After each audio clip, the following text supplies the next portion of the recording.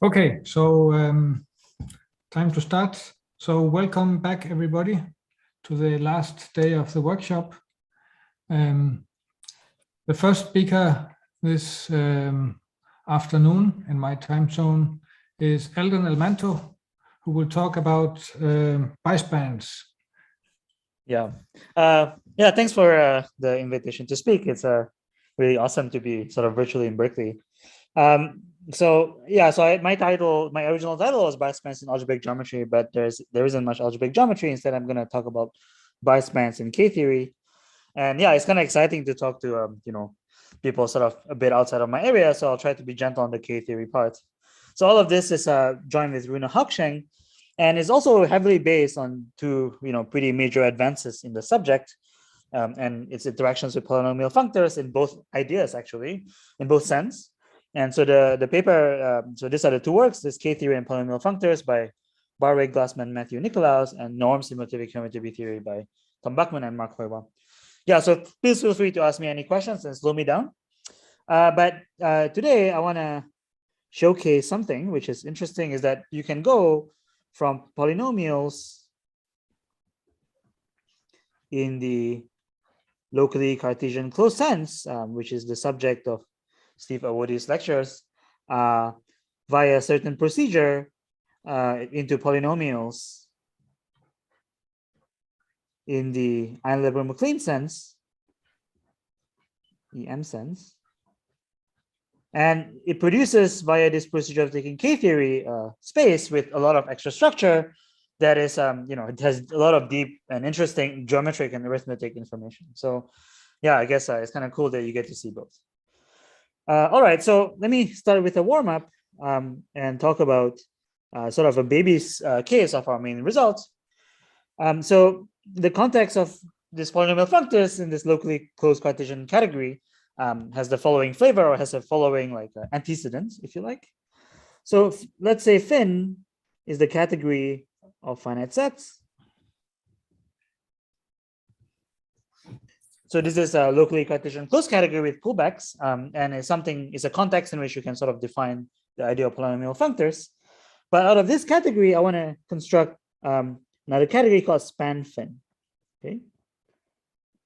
So the objects of this category are just given by I, which is a finite set, and morphisms are given by the following diagram. So a map from I to J is a picture that looks like this. So K is another finite set, and you just have a span like this, F and G. Okay. So composition is given by pullback. So if you take another one, so maybe I put a K prime, and I don't know, I put I prime here. So the composite is supposed to be the following pullback.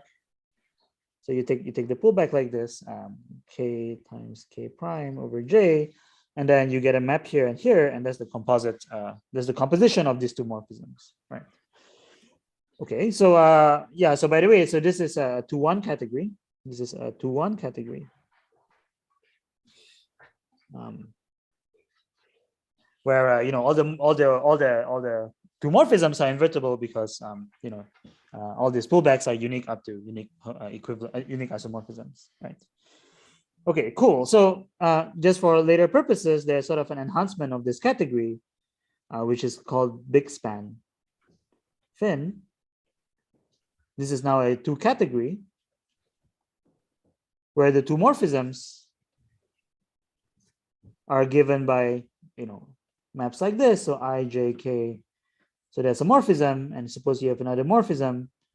A 2 morphism is just a map from K prime to K, making all the diagrams commute. Okay, so that's quite a relatively simple category to define. Any questions from the audience so far?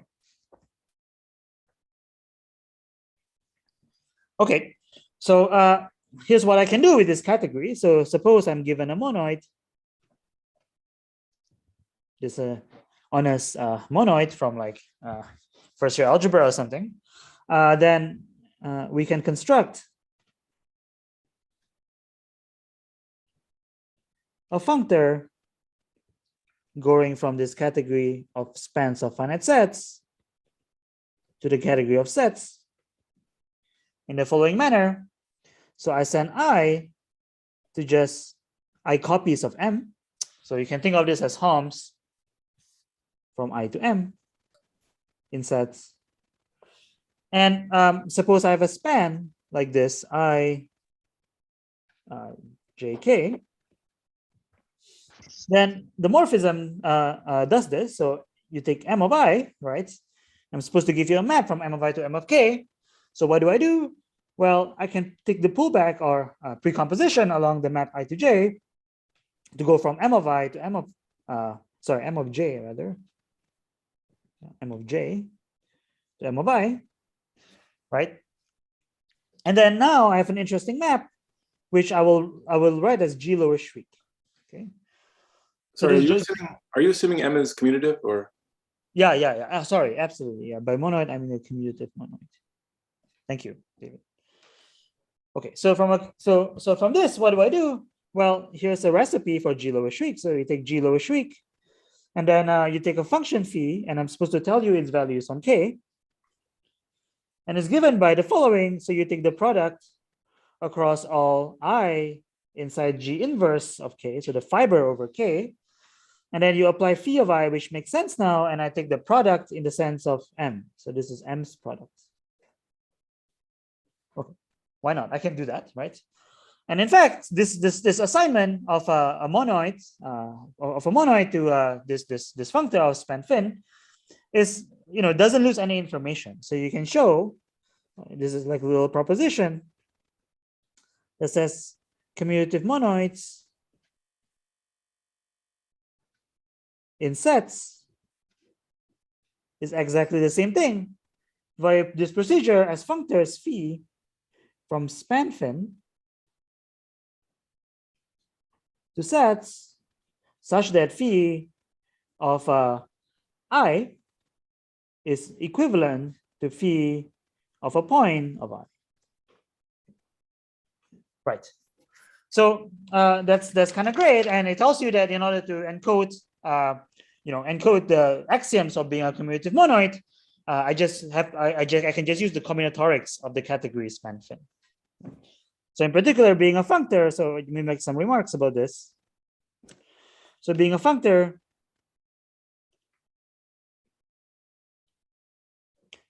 out of span fin, in particular means that you have the following isomorphism. So suppose you have I, a diagram of finite sets, I, J, K, L, which is a pullback. And you should think of this as like the pullback you form when you compose morphisms in this category of span fin. Then you're supposed to satisfy the following compatibility, F prime G. Okay, so I just name all the maps. Then this functor satisfies the following compatibility. So it's a kind of base change property. F upper star G lower Schwick is equal to G lower Schwick F prime upper star. So it's sort of it's the category of span fin, if you like, encodes this kind of base change. And I also note that if we look at span fin, like the fancier infinity, not infinity, just this two categorical version into X, which is a two category, then instead of having an equality right here, the above is the same as giving transformations from G lower Schwick F prime upper star mapping to F upper star G lower F upper star G prime lower Schwick prime star, which need not be an invertible morphism. All right, this is just a side comment which you can ignore for now, but I'll come back to that later on. Sorry, all right. Can I ask a question? Yes. Is your proposition somehow connected to the fact that the category of finite sets is the free Cartesian category with the commutative monoid object? No, I don't think so. I don't know. I don't know this fact, I guess. But It's a combinatorial fact, let's say. It's something you can really check by hand. Okay. Yeah. Okay, thank you. Maybe an expert can tell me. Yeah, I'm not really so I have to apologize. I'm not a category theorist. No, but, so what I meant, so the category delta is the free monoidal category with the monoid object. There is a similar kind of characterization with the commutative monoid object. Absolutely. Yeah, exactly. And then you get finite sets, and that's why this is working. That's what I'm wondering. Well, you can model spans of finite sets to talk about.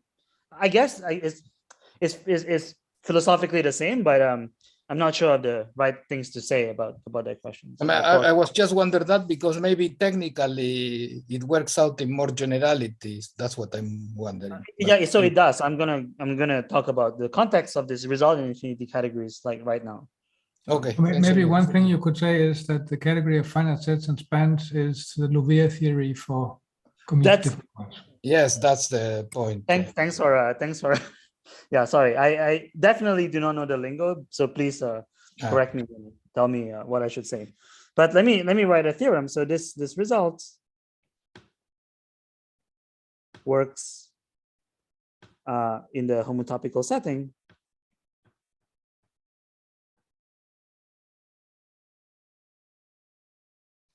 So here's the theorem. I'm going to attribute this to results of Cranch.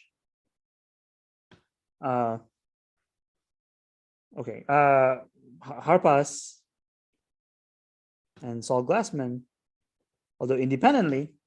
So let's say C is an infinity category with finite products.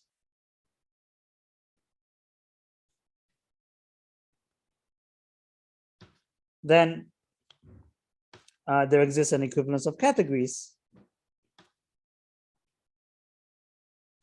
between E infinity monoids in C and functors from span fin to C, which preserves products. So this is an enhancement of the above result, and of course, every one category is an infinity category, so it recovers the above result. And so this means, as Joachim said, that span fin, this 2-1 category, is the Louvier theory for E infinity monoids.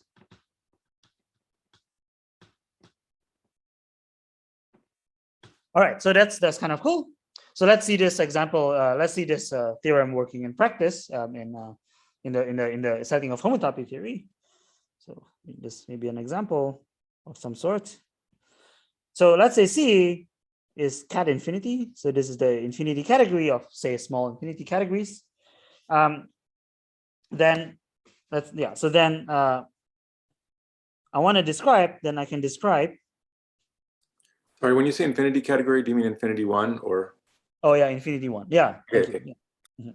Then I can describe. I can describe a symmetric monoidal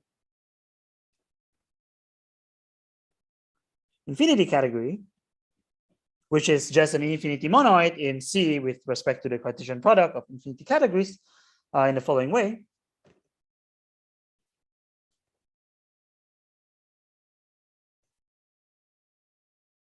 Okay, so it's just a functor from span fin to cat infinity. It sends the point to this underlying category C. Sorry, not okay. That's a poor choice of notation. Let's say D. D. Okay, and then so if I have a map like this, let's say, so I'm just giving some examples. Let's say I have this span is equal I. Then what I'm going to do is I'm going to send this. This is going to be a functor from D to the I that just sends an object, let's say D, to just this D dot all D. So that's like not such an interesting piece of structure, but the more interesting part, it happens when I have the other way. I have the other composite. well, so it looks like this. So I equals to I, maybe points. F. So remember this DI, right, is really, because it's meant to be product preserving, this is just D copies of I. Right, so I'm supposed to give a map from D copies of I, or a functor of infinity categories from D copies of I to D. And this is exactly the tensor product. Tensor product, like you just sense x1 dot dot xi maybe into x1 tensor dot dot tensor xi. Okay, so that's the same data as a symmetric model infinity category. So if you do not know the definition of a symmetric model infinity category, you can just take this product preserving point of view and just live with it, which is the only thing I've ever done in my life, basically. Yeah. So that's a very robust packaging of the coherences that appear in the world of symmetric model infinity categories, or even in just plain old symmetric model categories. And so what you can do is you can also talk about commutative algebra objects in such a context. So this lets us speak of infinity algebras, or the highly coherent version of commutative rings, and you can do it like this. So we have a functor from span fin to categories, and so this is the same data as a fibration, as a co-Cartesian fibration. So let me just continue. So let's call this D. So this is the same thing by the Goethene construction as a co-Cartesian fibration over span fin. So what's an infinity algebra in D? Well, let's have a look at the following diagram. So you can look at here a functor fin up that assigns I to J to this backwards I to J. So there's an up. So I want to understand the definition of an infinity algebra. Let's first ask ourselves what it means to have a section like this. Okay, just a section from fin up to this co-Cartesian fibration. So this is just giving to every I. So this is the same data as giving to every I an object. Well, let's see. Okay, sorry. So suppose so let me repeat again. So suppose that we have any random, we have an object A inside D. Then here's a section of this fibration. I send I to P upper star of I of A, where Pi is this map from I to the point, right? Because it assigns a point to D. So I claim that to extend this section along, this particular section along this map is the same thing as a commutative algebra object in D. Yeah, so I want to extend this section like that. So because extending the original section is the same thing as giving maps Pi tensor, which is okay, I guess in my notation Pi shriek, P star I A mapping into A, and this is exactly, and of course plus coherences, which exactly gives the infinity algebra structure. Well, an infinity algebra structure on A. Okay. So what I've done is I've explained, or I've indicated how the following equivalence is possible. So on the one hand, you can look at E infinity algebras in D with respect to this tensor product, and sections. So span fin sections like this, which is co-Cartesian along backward map. So along the map from fin up into span fin. All right. So so let me maybe summarize what I've done. So so let me go here maybe. So we see that this theorem says that infinity monads in C is the same thing as span fin. Functors are span fin which preserves products. It tells you that span fin is the Lovere theory for infinity monoids, which is very nice. And I told you that there's an example. If I plug in C to be the category of infinity categories, then a functor of span fin to cat infinity is the same thing as a symmetric monoidal infinity category. Okay, so now inside the world of symmetric monoidal infinity categories, I want to define infinity algebras, okay, which are just algebra objects in a coherent way. And to do that, I take this span fin to cat infinity, and then I apply this straightening, unstraightening procedure of Joyal and Lurie. And I see that to define an object, so any object A and D defines a section by out of only fin up. Yeah. And the section is furthermore something called co-Cartesian. And to promote this section, to promote, let's say this section to a section out of here, is the same thing as to give an infinity algebra object, basically, which is the same thing as giving maps like this plus coherences, which prescribes from me infinity algebras. And here I've asserted that there's an equivalence between infinity algebras in D and co-Cartesian and sections of this fibration, which are co-Cartesian, but only along this fin up subcategory. All right, so that's sort of the story, and this is a way that you can, in homotopy theory, make use of this span fin formalism to encode this highly high commutative coherence.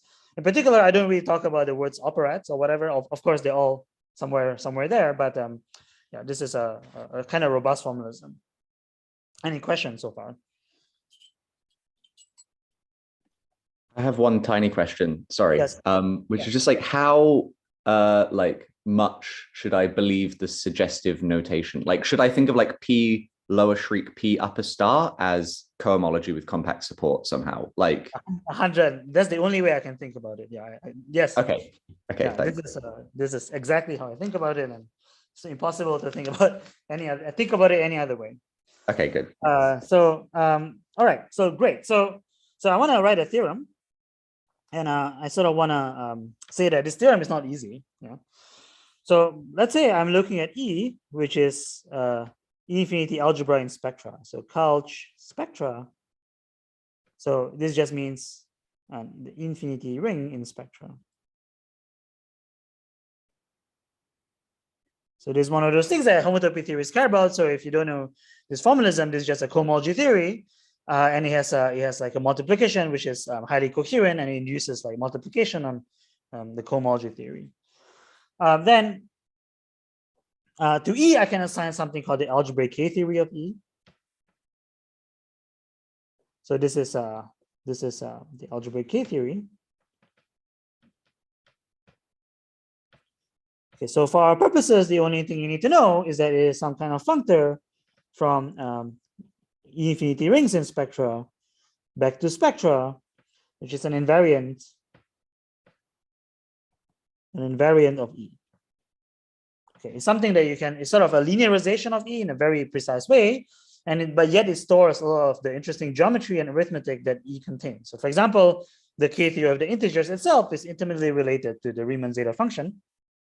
And a lot of deep results in number theory and even geometric topology can be recasted in terms of the algebraic K theory of a ring spectrum. Okay, so so that's fine. And the claim is that this is also inherits the structure of an infinity ring in spectrum. All right, so a priori K of E is just a spectrum, but even better, it actually remembers the infinity property of E. Of course, this is something to do with the fact that the K theory functor is, correctly Lex monoidal, but I want to attribute this to Barwick and Bloomberg Gebner-Tabuada, who provided a universal property for algebraic K-theory. Right, so this is really not an easy theorem because even though you can construct the K-theory product by hand, it is quite hard to actually show that this is refines to something more coherent. This is and in order to prove this theorem in like a reasonable way, the best proofs in the literature constructs a whole universal property for K-theory, which is like, in itself a very difficult thing to do. So today I wanna talk about an application of polynomiality, which generalizes this theorem in a different direction, in one direction. So G is a finite group for us. And I want to look at the category of G spectra. So this is something called genuine G spectra.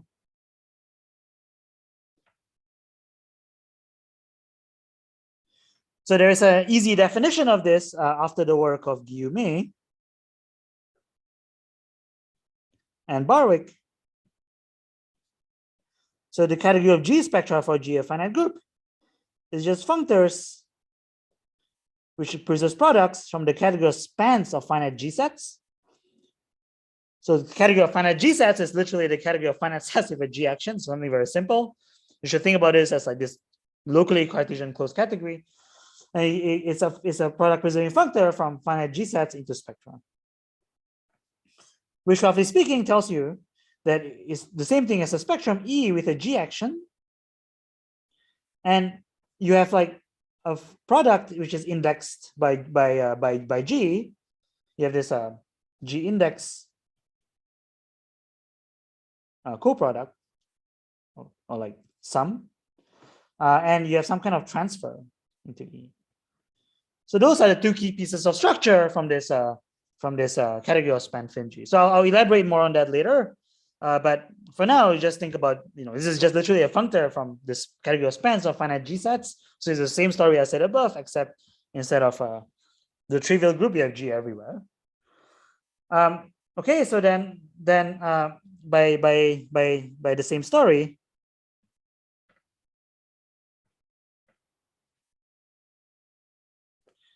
we get a functor from spans of finite G sets into infinity categories. Okay, well, same story, but harder. So this category of finite of G spectra enhances to a functor from spans of finite G sets to categories, and it unpacks in the following manner. So it's like unpacks to the following data. So you're supposed to have, so here's an example of finite G set. So here's an orb, so G mod H, where H is some subgroup, there's a finite G set. And if H is a subgroup of K, then there is a map from G mod H to G mod K. And this the span, and this span goes to the following. So you're supposed to assign each of these orbits to the category of finite H, the category of H spectra. Right, that makes sense. I mean, H is another group. And this functor from H spectra to K spectra is a kind of tensor induction of spectra. So the notation for this is quite suggestive, is like tensor K mod H E. Right, so you have some H spectra E, and then you're supposed to take this like tensor product, and they're like K mod H many copies of E, but then the K mod H has an action of K itself. So this should be thought of as like a fancy version of tensor induction from representation theory valued in vector spaces. Okay, so there's just so I mean this is not such an easy functor to construct, but the first one was constructed by Hill, Hopkins, Ravenel in this very famous Annals paper on like a curvaire invariant one. So they really constructed this category of G spectra as a functor of span fin to cat infinity because they constructed coherently this tensor induction procedure. So I can define G infinity ring spectra in the same way as E infinity ring spectra by looking at the following. So you take this Cartesian fibration associated to G spectra, look at it over span fin G, and of course there's this fin G up, right? So these are just sections which are co-Cartesian along this fin G up. Okay, so I'm just emulating the definition of in the usual land, but with G everywhere. So you're supposed to like imagine that your multiplication is not just indexed by numbers, but indexed by like this cosets, if you like, of G. Okay, and so the theorem I want to talk about today with Runa is that if E is a G infinity ring spectrum,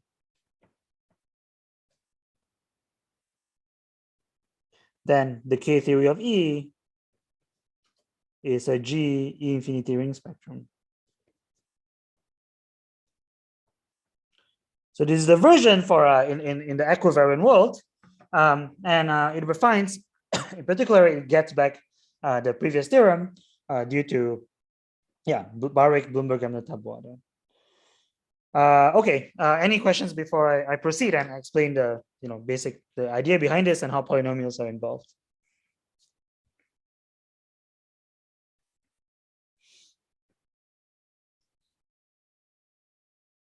Okay. Yeah. So this theorem is not so has a kind of long history. I mean, the May school has been trying to do this for a long time, but of course, it's much harder in their formalism. But the formalism of infinity categories makes things sort of a bit more robust, and a lot of people have understood a lot more about how these objects are supposed to behave in recent years. Yeah.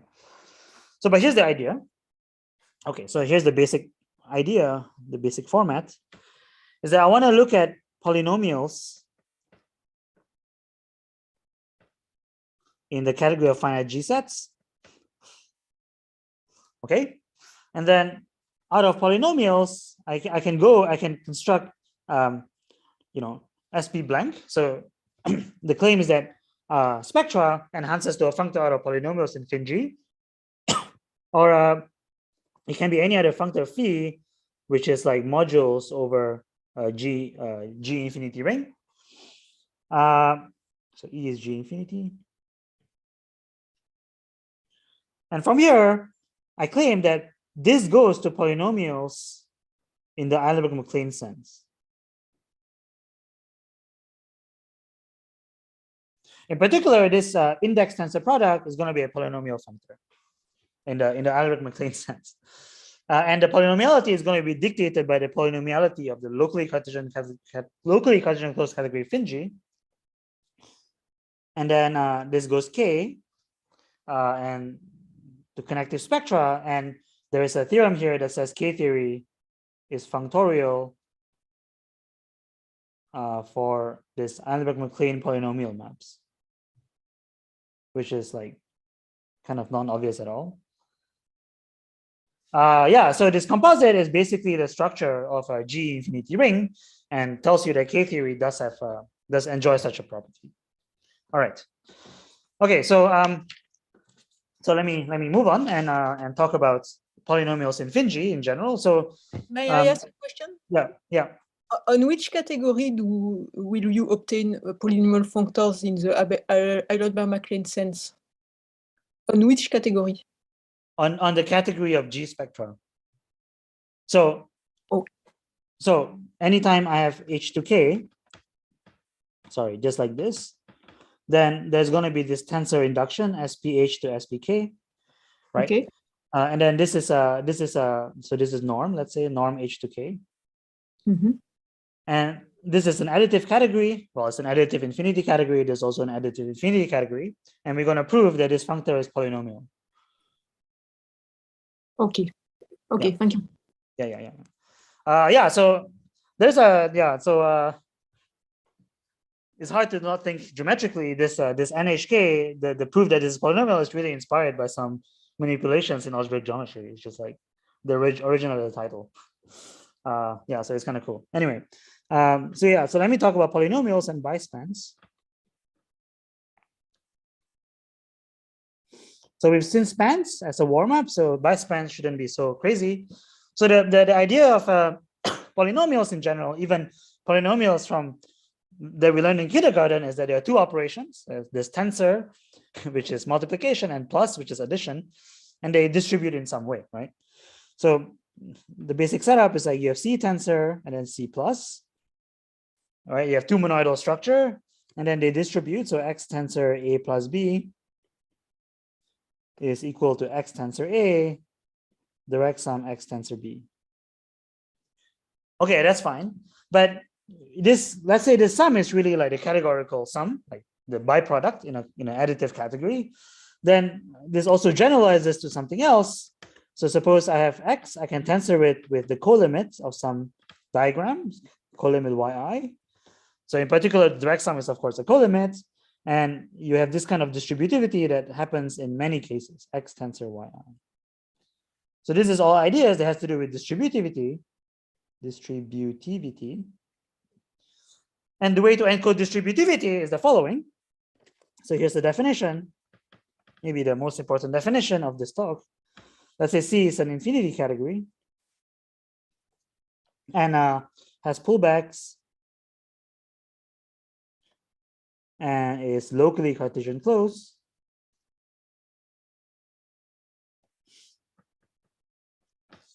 Then there exists, or then the infinity category.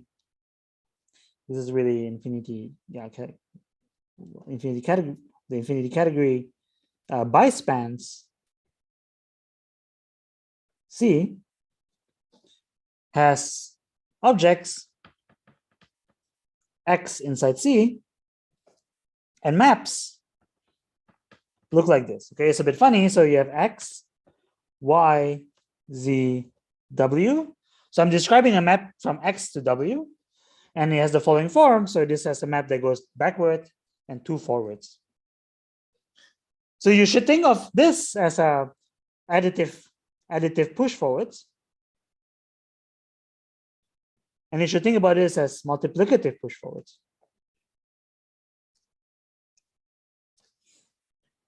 Okay, so that's kind of funny. There exists also infinity 2 version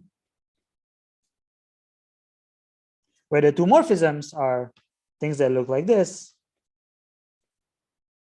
So here's one morphism, here's another one. So you basically can guess what it is. So you have a commutative diagram like this, where this is a pullback. All right, and this is written as bispans with a capital everything. All right, so you can ask, what's the composition? So the composition is insane. So composition.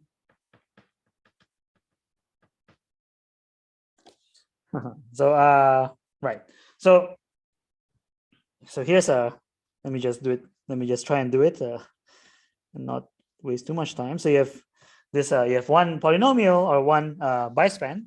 So a bispan is also often called a polynomial because, again, functoriality with respect to bispans is supposed to be thought of as you have a push forward, which is multiplicative in nature, and a push forward, which is additive in nature, and they interact in some way via basically this pullback.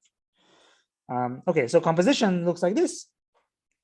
So X, Y, Z, W, you have Y prime, Z prime, A for some reason.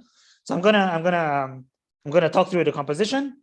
So yeah, so first you take the pullback,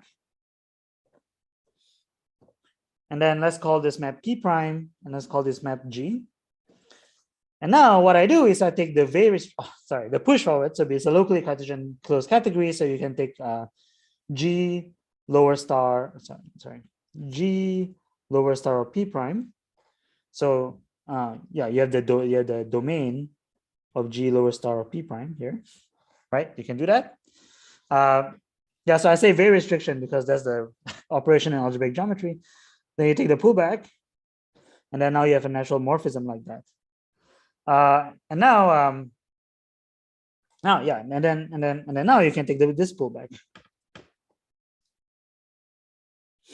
And the composite will be, and the bispan will be this, this, and this. All right, so that's very complicated. And you're like, what on earth is going on? Any questions before I continue? Okay, so what's going on is basically this, this particular square. So this is called the distributivity square. And it's called that because this G is supposed to have is supposed to be like tensoring, and whereas this one is supposed to be like addition.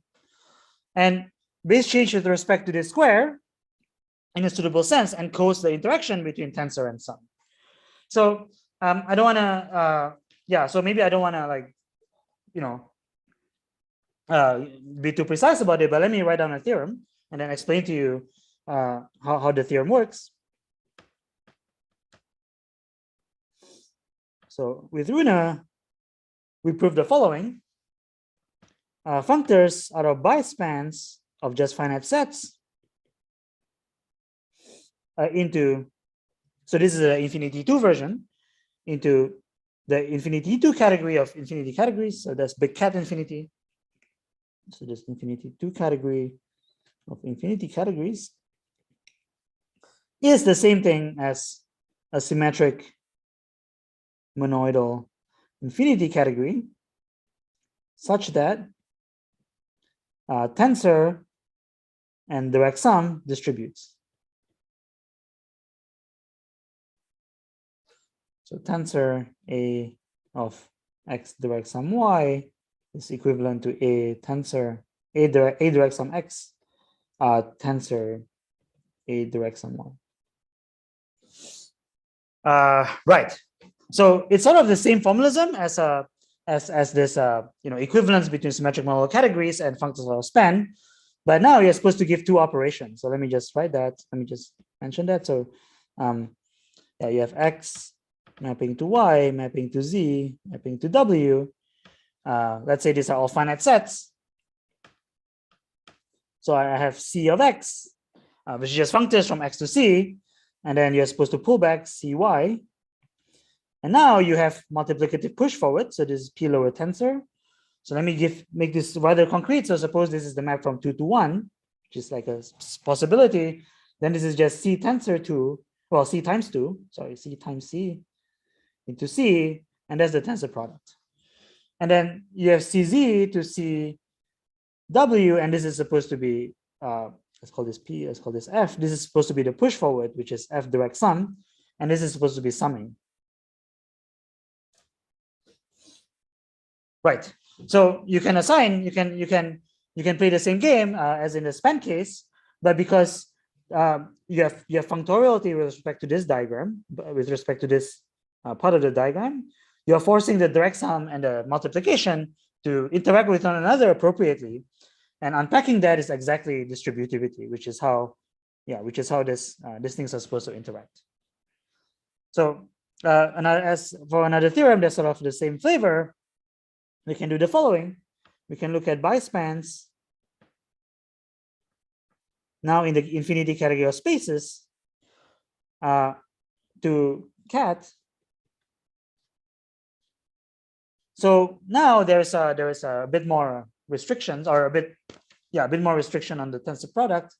So it's the same thing. So symmetric monoidal infinity categories where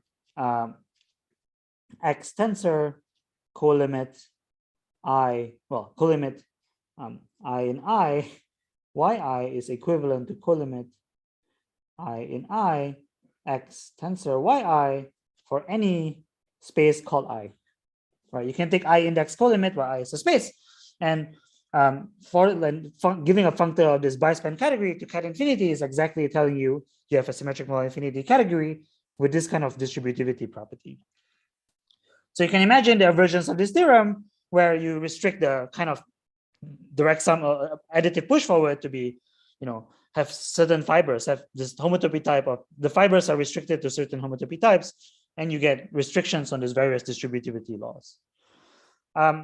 So because I don't really have time to talk about polynomial functors in spaces, and I guess someone else will, maybe David today. we can also show that the category of bispans in spaces is the same thing as polynomial functors in spaces. I think Rune talked about this today, not today, last year, sorry, spaces. And this also, of course, uses his work with David Gepner and Joachim, who's one of the hosts of this conference. Yeah. So we can also prove that there is an intimate relationship between bispans and polynomial functors in spaces. Okay. Any questions before I proceed? I have a question. Yeah. In the first equivalence you wrote, what do you mean by direct sum? Right. So symmetric model infinity categories. Sorry. It should be just coproduct. Thank you. Is that better? Okay. Yes, that's fine. Sorry. I apologize. Yeah. So yeah, it's just coproducts because coproducts are just colimit along like finite sets. Yeah. Okay. Cool. So now that in the next equivalence, Yeah, this one. do you put no conditions on the middle map in the bispan? So I am allowed to. I can put like, I can put some condition. I can select a collection of homotopy types satisfying certain axioms, and then if I restrict the forward maps to have that kind of fibers, I mean the middle map to have that kind of fibers, then I only have distributivity with respect to those kind of maps, those kind of spaces, I guess. Yeah. Yeah. Okay. So that's kind of cool. So that's what happened. So these bispans are really another name for polynomials. Maybe that's the point of this little result. Okay. So let's see. Yeah. So basically, this follows from the universal property of bispans, which we proved.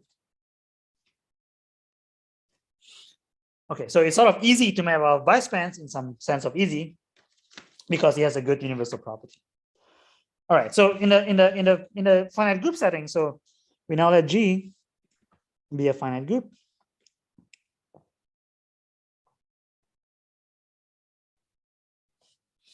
Okay, so we fix this. So we fix this and consider a functor span out of fin G into cat infinity, which is which produces products. So we saw an example, this category of finite, the category of spectra. So it sends G mod H into H spectra, and every other finite G sets is sort of decomposable into this G mod H's basically. And so this is such a thing can be called a G symmetric monoidal infinity category. Okay, so such a thing is said to have additive transfers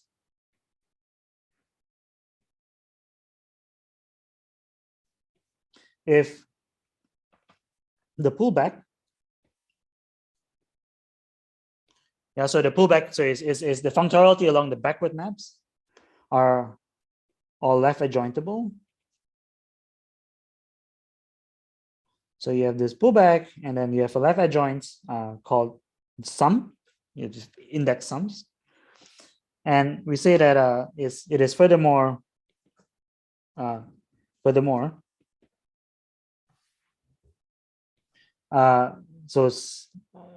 let's call this C maybe. Yeah. Furthermore, C is compatible with additive transfers if for any of this diagram. So let me just say, okay, if it promotes to a functor out of bispans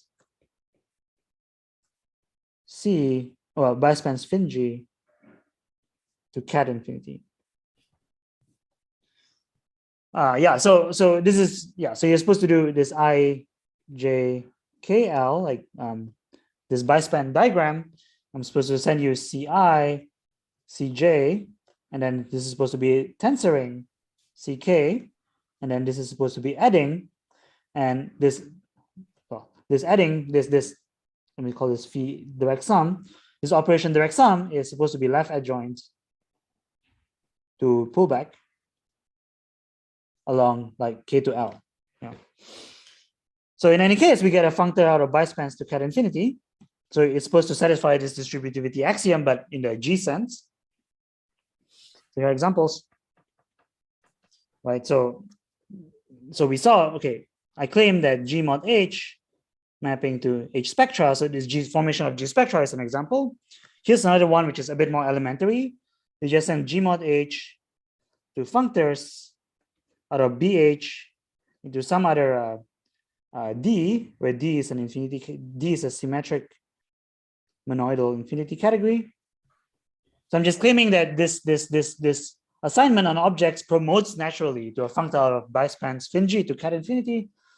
Yeah, so this covers a lot of examples. If D is just the category of vector spaces, then we get like rep H, right? This just sends it to the category of representations.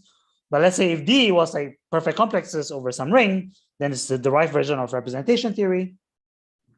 And also if E is a G E infinity ring, I can assign G mod H to modules over well, the so-called fixed points of H into H spectra. So yeah, if you're not familiar with the formalism of equivalent spectra, then this is fine. Then you can ignore it. Just think about this spectra example, or even this one, which is also like very elementary. It comes from representation theory.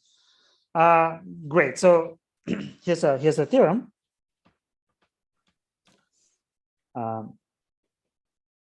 Is it the last theorem of your talk?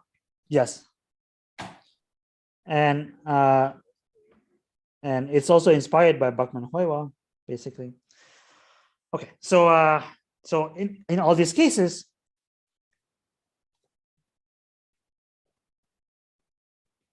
for any Q from X to Y, and map in finite G sets, then Q tensor from like Cx to Cy is a polynomial functor in the EM sense.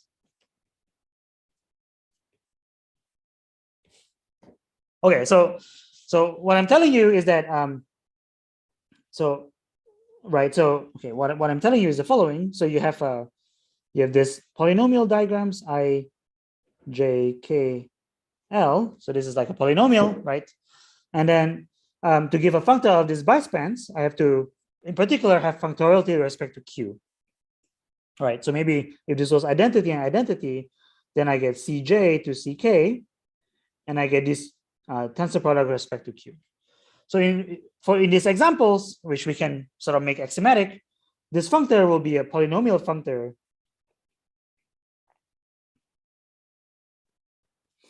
in the sense of I think Christine Vespa's talk from about Ellenberg-MacLean functors. Yeah. Yeah. So that's kind of the way that they interact. So in the last 5 minutes, right, Joachim, I have 5 minutes, right? Do I have 5 minutes?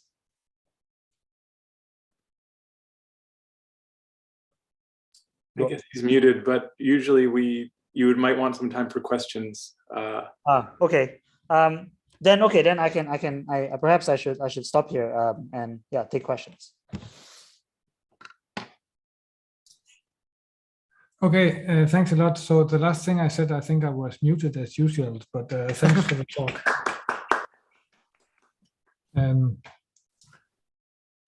But we do have time for questions, so please go ahead. Any questions?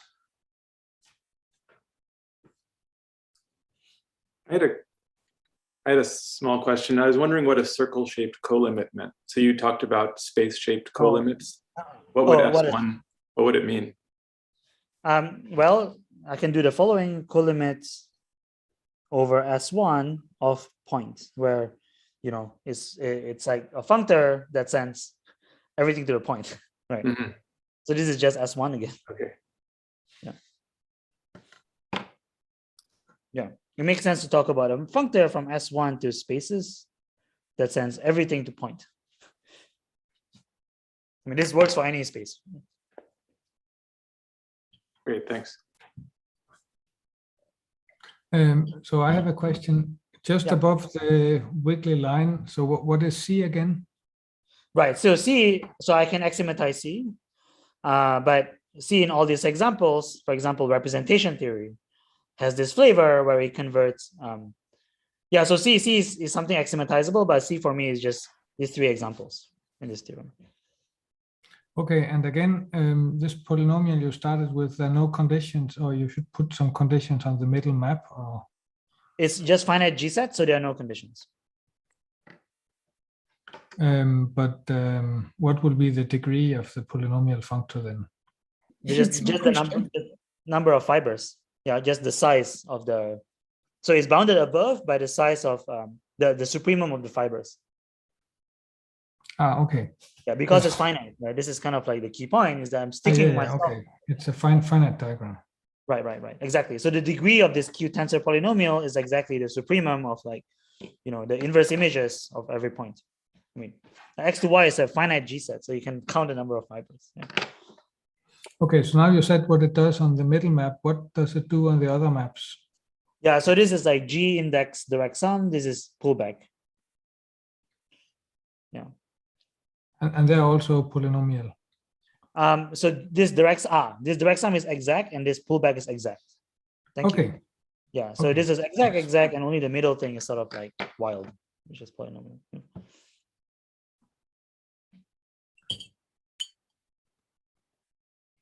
Any last question? Then I think we should thank Eldon again. Thank So you. we can move on to the next talk. So thanks a lot, Eldon. That was very nice. Thank you.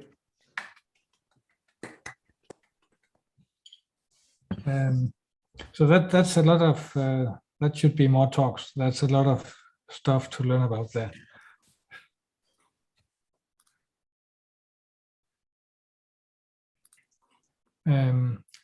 Okay, so David, are you ready to share? Yeah, how's that? It looks good.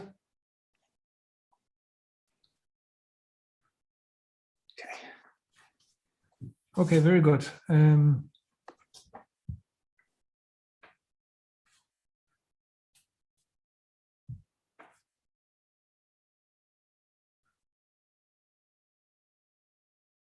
Yeah, sorry, Eldon, I didn't be clear about the time frame, but No worries, no worries. you had you did manage to say a lot, so that was very nice.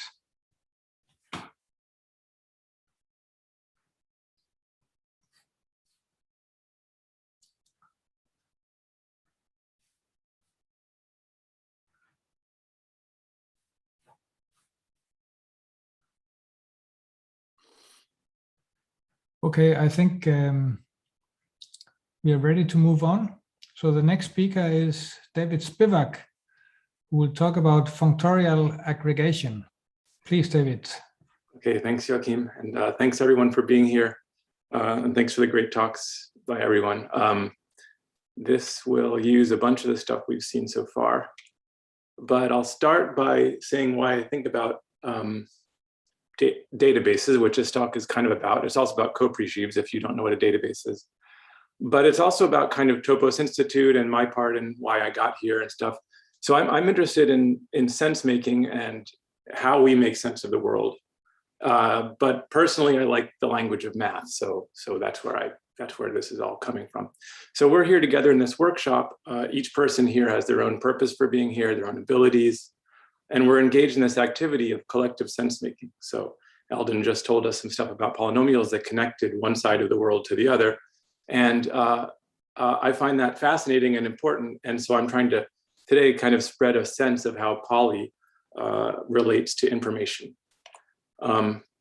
So if you imagine that sense, this idea of like, I have a sense of that thing is contained somewhere and that it can be transferred between people. So imagine that, then if our ability to deal effectively with the world were contained in our brain, for example, so the ability to get food and all that stuff, make sense of polynomials, we could say, what is the brain's data structure? How is the brain doing the work that gets us the sense we have of the world? And if my data structure and your data structure are different because we were, made differently slightly, then how is that information transferred? In other words, are you getting, I'm assuming you're getting what I'm saying, but how? How is the story, how does that work? And that question inspires a lot of, can inspire a lot of math, I think. So I think of mathematical fields as accounting systems. It's kind of very humble in a certain way. So arithmetic is an account, it accounts for the flow of quantities, say, but it's an account, you make accounts like that in finance. You use it to account, to do accounting. And Hilbert spaces give you a way to account for physical things. You can write your account of something in Hilbert space language, or probability distributions give you a way to account for likelihoods, so to see why one guy's winning in poker or whatever. But my question is, what's a good accounting system for this way that we collectively make sense? So people invent new mathematical fields, and what would the mathematical field, and that's like every day someone invents a new category. If you think of a category as a mathematical field in the small, then what would be the right category for making sense? And so when I first started out on this question, I started with databases, and they're again pretty mundane and humble things. But the reason I started with them is because they're so widely used and easily conceptualized. And I just conceptualize them as Coprey sheaves, or C sets, functors from C to set, where the C is called the schema and the Coprey sheaf is called the instance. So the C is how you schematize or lay out your information. So there's this picture with some tables below it, and the tables will be the instance, and the picture is the category, the schema. So in this category, you have some things called, you have an object called employee and an object called department, and you have some arrows between them, and then maybe you have an equation. So it's a finitely presented category. And the presentation says that if you start in the department and you go and look at its admin person, and that's an employee, and then you go back to which department they work in, that round trip should be equal to the identity, meaning your department's admin works in that department. And so now a functor from that thing to set will fill every dot in there with a set of elements. So I'll write them as rows. So employee will be sent to this set 1, 2, 3, and department, that bullet will be sent to the set 101, 102. And then all of the morphisms in that diagram will be sent to functions, like employee 1 is sent to 101 by works in. And so just writing down all the ways that those functions turn into, all the morphisms in the schema turn into functions is writing down the database. And so that was kind of the idea. And then my question, so the schema holds the structure of your knowledge, and the instance holds all the examples that you know of so far. And so again, this talk is really about Coprey sheaves if you don't like databases or don't want to think in those terms, but they do kind of help you conceptualize what a Coprey sheaf is, or a C set. And then of course, the question is how we translate those between people. But the two most common things people do with databases is one's called query and one's called aggregate. So querying a database means performing a kind of limit operation on a set's inside. So if I said, I query the database and say, find me all pairs of people that have the same favorite book, that would be a pullback. So we have people in P and books in B and favorite is F. And we're querying to ask for pairs of people with the same favorite book. And this would be called a conjunctive query because it's like, find me a person X and a person Y, and that and is the conjunction where blah, blah, blah. Those are conjunctive queries. And more generally, we might want a disjoint union of conjunctive queries, which I abbreviate to duck query, disjoint union of conjunctive queries. It's a co-product of these. So find me all pairs of people that have the same favorite book or same favorite movie. Aggregating a totally different kind of operation, and it's like integrating along compact fibers. And luckily, Eldon, in his last talk, gave us an idea of what this is. So if you have a commutative monoid like the reals or any other commutative monoid, then you could assign to every B in book the number of people whose favorite book is B, if the commutative monoid is the naturals. If every person is assigned the number 1, then the integration along the along the fibers would give you for every book the number of people with that favorite book. But if you took the salary, P is a function, S is a function from P to R that assigns the salary to everybody, then you would be asking, maybe the CEO of the book company wants to know the total salary of everyone whose favorite book is B. So note the difference here. So rather than searching for a kind of limit thing, which querying is, aggregating is important for summarizing or reporting. So the CEO usually wants reports. They want to know the total number of dollars or cell phones sold or whatever. And I think of these like, they're both crucial in database theory, but one is categorically better behaved. So the beauty, I think, is querying. Querying is part of a larger story called data migration, which is like, I want to send my whole database to you. So if I have a database schema C and you have a database schema D, then C, this funny arrow I drew there from D to C kind of is a parametric right adjoint that denotes a parametric right adjoint from D set to C set, or a polynomial functor in most closely Marcello's sense. But I'll say it's just literally a parametric right adjoint. It includes the sort that Eldon was talking about when G is terminal and not interesting, but still it includes those. So these have a nice characterization, and I'll discuss some of them. And they've been implemented, these parametric right adjoints as a way of moving data between schemas have been implemented in open source categorically minded code several times now. But in contrast, aggregation has not gotten, at least as far as I know, a really nice categorical formulation. And it's not even clear what sort of properties you'd want it to have, because, for example, aggregation is not natural with respect to co-presheaf morphisms or C-set morphisms. So imagine you have a commutative square between F prime and F. Eldon told us that if that's a pullback, then you get a nice property that integrating along F prime of the composite upstairs would be the same thing as integrating along F and then pulling back. But in general, it's not the case. Commutatives, so natural transformations of co-presheaves, which are the most common things you do in databases, like inserting a row, those would not, so inserting a row into a database, like you add a new person, that does not preserve the total sum of salaries, because you just added another person with the same favorite book, and the total sum for that book has gone up, and changing the number is not natural. So there's a lot of, it's kind of weird to ask, what should this even be?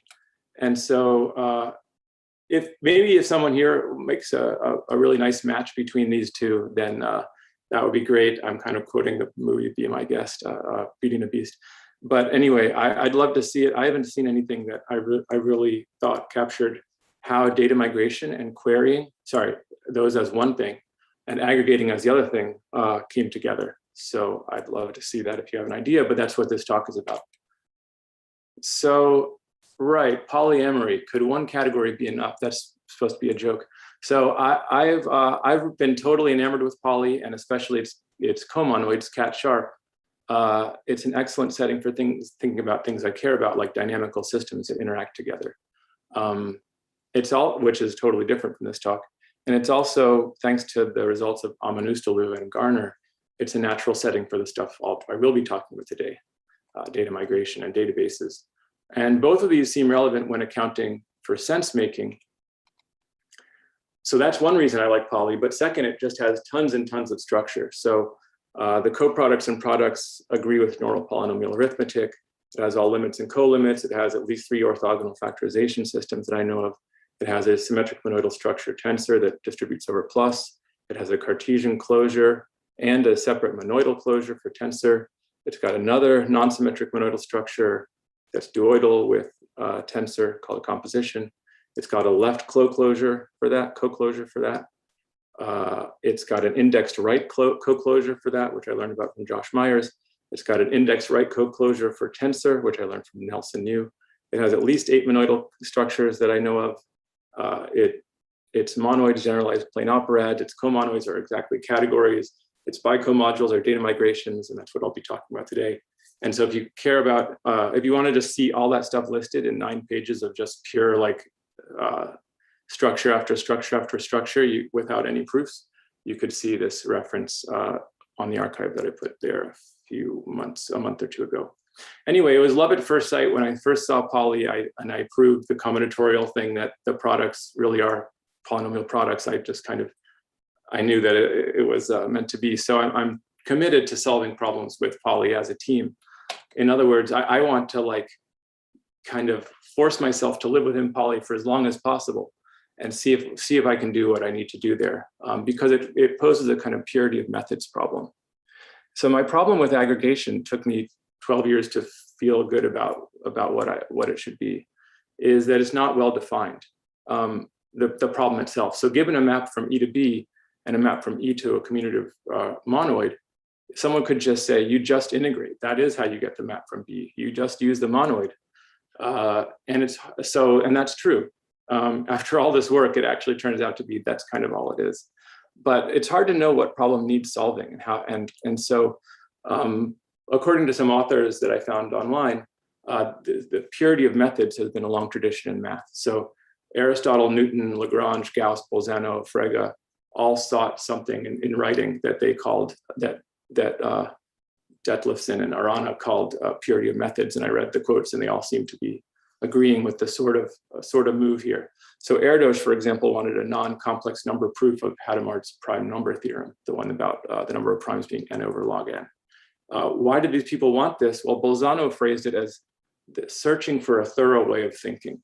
Like you want to know that the world you're living in is thorough enough to handle all the questions that are posed. So this suggested a way forward.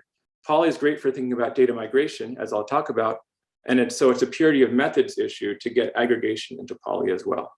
So even though we can just integrate, I want to know how Poly accounts for that. So the goal is to give an account of aggregating that uses only the monoidal and universal structures available within Poly itself. And pursuing this led to several new structures that I'll tell you about today.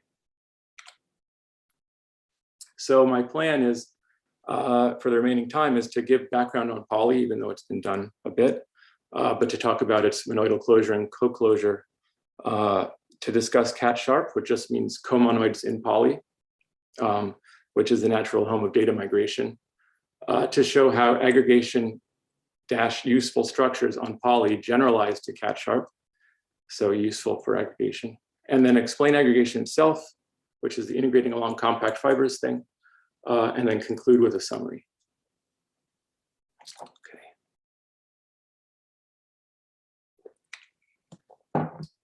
So for me, I generally live in just polynomial functors of one variable, because starting there, you can get to a much more general setting. So a polynomial functor is for me, is just a coproduct of representables. It's also those bridge diagrams that people have been drawing.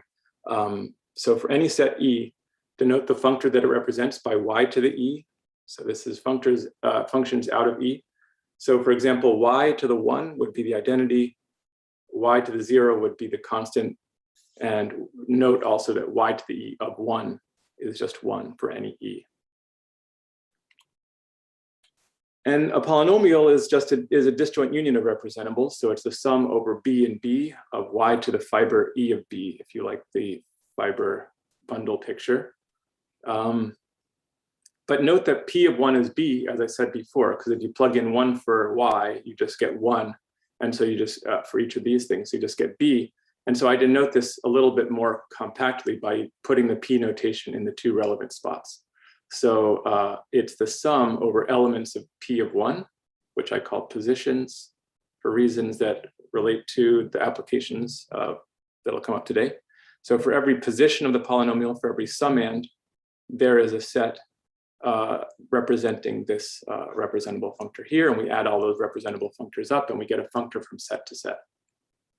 So it's a sum of representables, and a morphism from P to Q is just a natural transformation between one functor and another, but combinatorially it can be given in two parts. A map on the coproduct, free coproduct completion part, like Sean Moss talked about the other day. And so that's a map from P of 1 to Q of 1 that goes forward on the positions, forward on the summands. And then for each summand of the first one, there's a function going backwards on directions because Yoneda lemma, because of the way the Yoneda lemma works. So it'll go from the directions of Q back to the directions of P. And so a polynomial can be viewed either as a functor, like this, or just as a combinatorial object. When you view them as functors, this is going to be kind of like querying. It's like it migrates data from set to set. It takes any set and asks for, you know, all of the pairs of elements, or all the pairs or triples of elements. And that's kind of the data migration point of view. But it's often helpful just to think of it as a data structure. It's just a combinatorial object. It's a bundle or something like that. Okay. Dirichlet product. So Poly admits at least 8 that I know of monoidal structures, but only 5 that I know of are interesting so far. So P, so plus and times are monoidal structures, but among the most useful is the Dirichlet product tensor, whose unit is the identity. So if you think of the polynomial as a bundle of the sum over all the positions of the directions there, mapping to the position, so this would be the E and this would be the B, then P tensor Q is just the product of the base and total spaces. But in this notation, it would be the sum over all positions in P, positions in Q, of Y to the directions in P times directions in Q. This tensor structure has a closure, so there is some kind of internal Hom object like that. And the way it's defined, if you wanted the representation here, is that it turns out the positions of this thing, unlike the Cartesian closure, which has kind of strange positions, this one has nice positions. So the summands of QR are just literally the polynomial maps from Q to R. And the directions there are the directions of Q, of the first thing. What is a direction here? You pick a direction of Q, and then you have enough data to define, if you pick a position of Q, you have a position of R, you now take a direction there. So anyway, this is a little hard to read on first blush, but that's the definition of QR, the internal Hom. Now, like so much in Poly, both of these will generalize to this thing called cat sharp, which we'll get to later, and which is the Hom of data migration. Another thing that generalizes is that Y is a kind of dualizing object. And so for any set A, there's an isomorphism between the internal Homs. You can read it off from this formula between AY and Y. Sorry, this is isomorphic to Y to the A. So this linear polynomial turned into this representable polynomial, and vice versa, the representable, when you internal Hom it, comes back to the linear. So I'm going to write an overbar for this dual. So AY dual is Y to the A, and Y to the A dual is AY. And yeah, this will generalize to an important part of our story. The other important monoidal structure, besides plus and times, is a substitution or composition monoidal structure. So P triangle Q, I started thinking that if you have a non-symmetric tensor, you should use a non-symmetric symbol for it. But that I guess is just an opinion. The composite here, this one means feeding Q into P. So P composed Q is a polynomial. So if P is Y squared and Q is Y plus 1, then P composed Q is Y squared plus 2Y plus 1. Yeah, there are many reasons I use this, but one is that I want to use this circle for composing morphisms. This is an operation on objects, because I more think of the polynomial objects in Poly are the functors. So this is this monoidal product is right. We're just preserving this for saving that for morphisms. Okay, so this monoidal product triangle preserves equalizers in both variables, and I'm only telling you that because of a theorem of Schulman that's going to come up in a slide or two. And another thing that's useful to know is that it's duoidal with tensor, and I almost think somebody mentioned this before.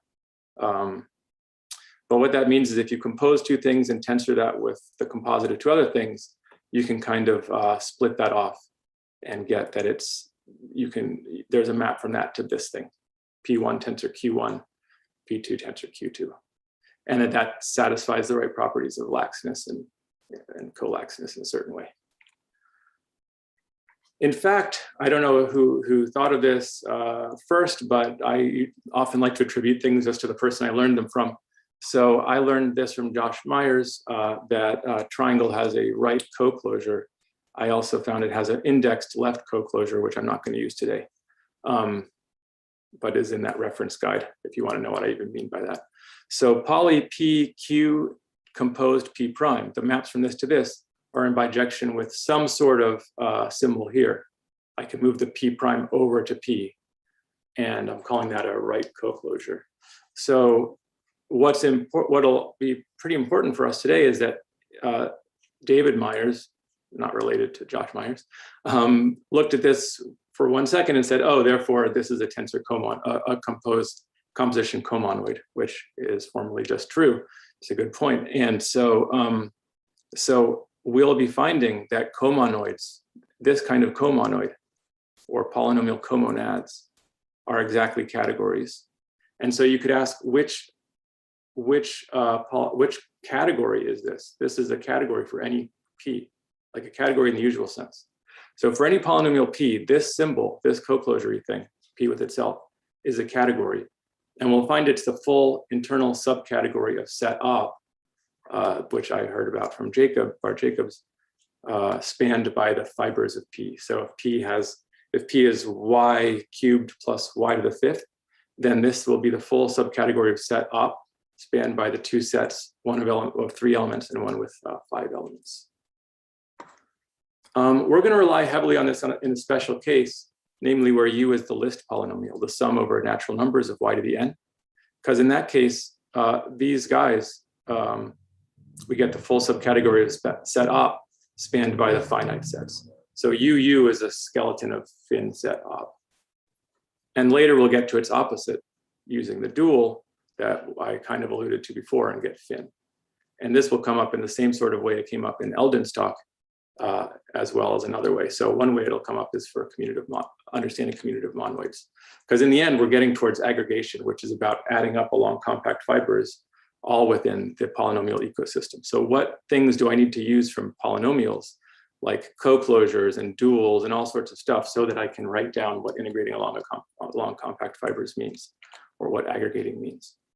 So the next topic is this cat-sharp thing that I've alluded to a few times, So Mike Schulman wrote a paper, I think it was 2007-ish, called Framed Bicategories and Monoidal Fibrations or something like that. And he said that if you have a double category, or what's called an equipment, somebody's mentioned those before, and it has good coequalizers, it has coequalizers locally, and then they are preserved by the composition, then comonoids in P is also an equipment. So as I said, an equipment's a kind of double categories where two cells can be Cartesian or not. They can be kind of universal or not. Any bicategory, and hence any monoidal category, is an equipment and is called globular. So equipments are double categories with a certain Cartesian condition that is vacuous when you start with a monoidal category. So if you have a monoidal category, then you've got an equipment. And so poly with Y and triangle is an equipment, and it happens to be vertically trivial. But we said earlier that it has good coequalizers. It has equalizers, and they're preserved by this triangle. And so Schulman's result tells us, oh, well, this thing's an equipment too. Comonoid is in poly, or what people might call polynomial comonads. If they're thinking of the polynomials as functors, this composition is composition of functors, and so this will be polynomial comonads. It turns out that that's an equipment. And so you could ask, what equipment is it?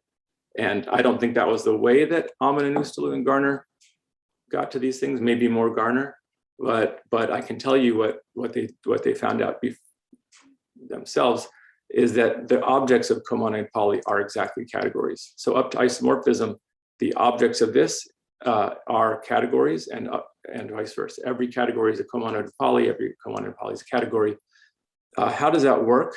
If you think of a polynomial, how are you going to get a category of it? Well, this polynomial also has an epsilon, a map from C to Y. So this is just a regular old polynomial, but I'm writing it for C because it's going to turn out to be a category. And there's a map from C to C composed C, and they're co-unidal and associative. So this is a polynomial comonad.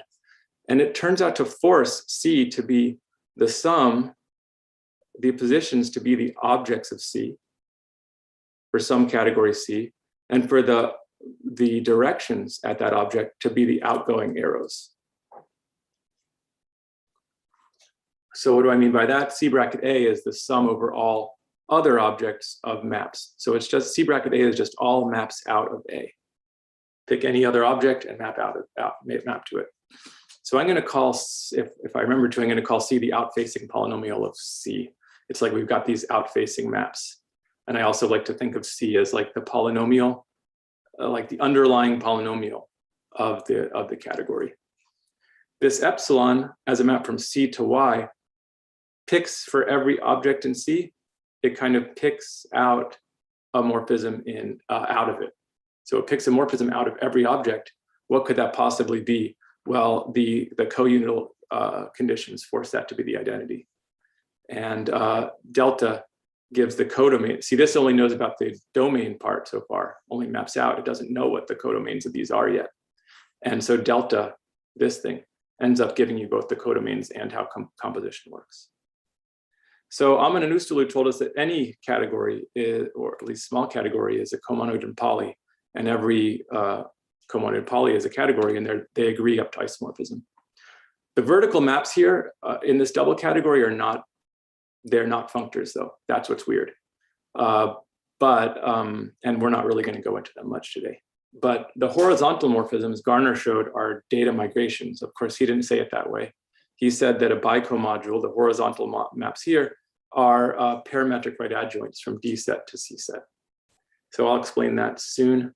But I denote the category of CD bicomodules by C set bracket D.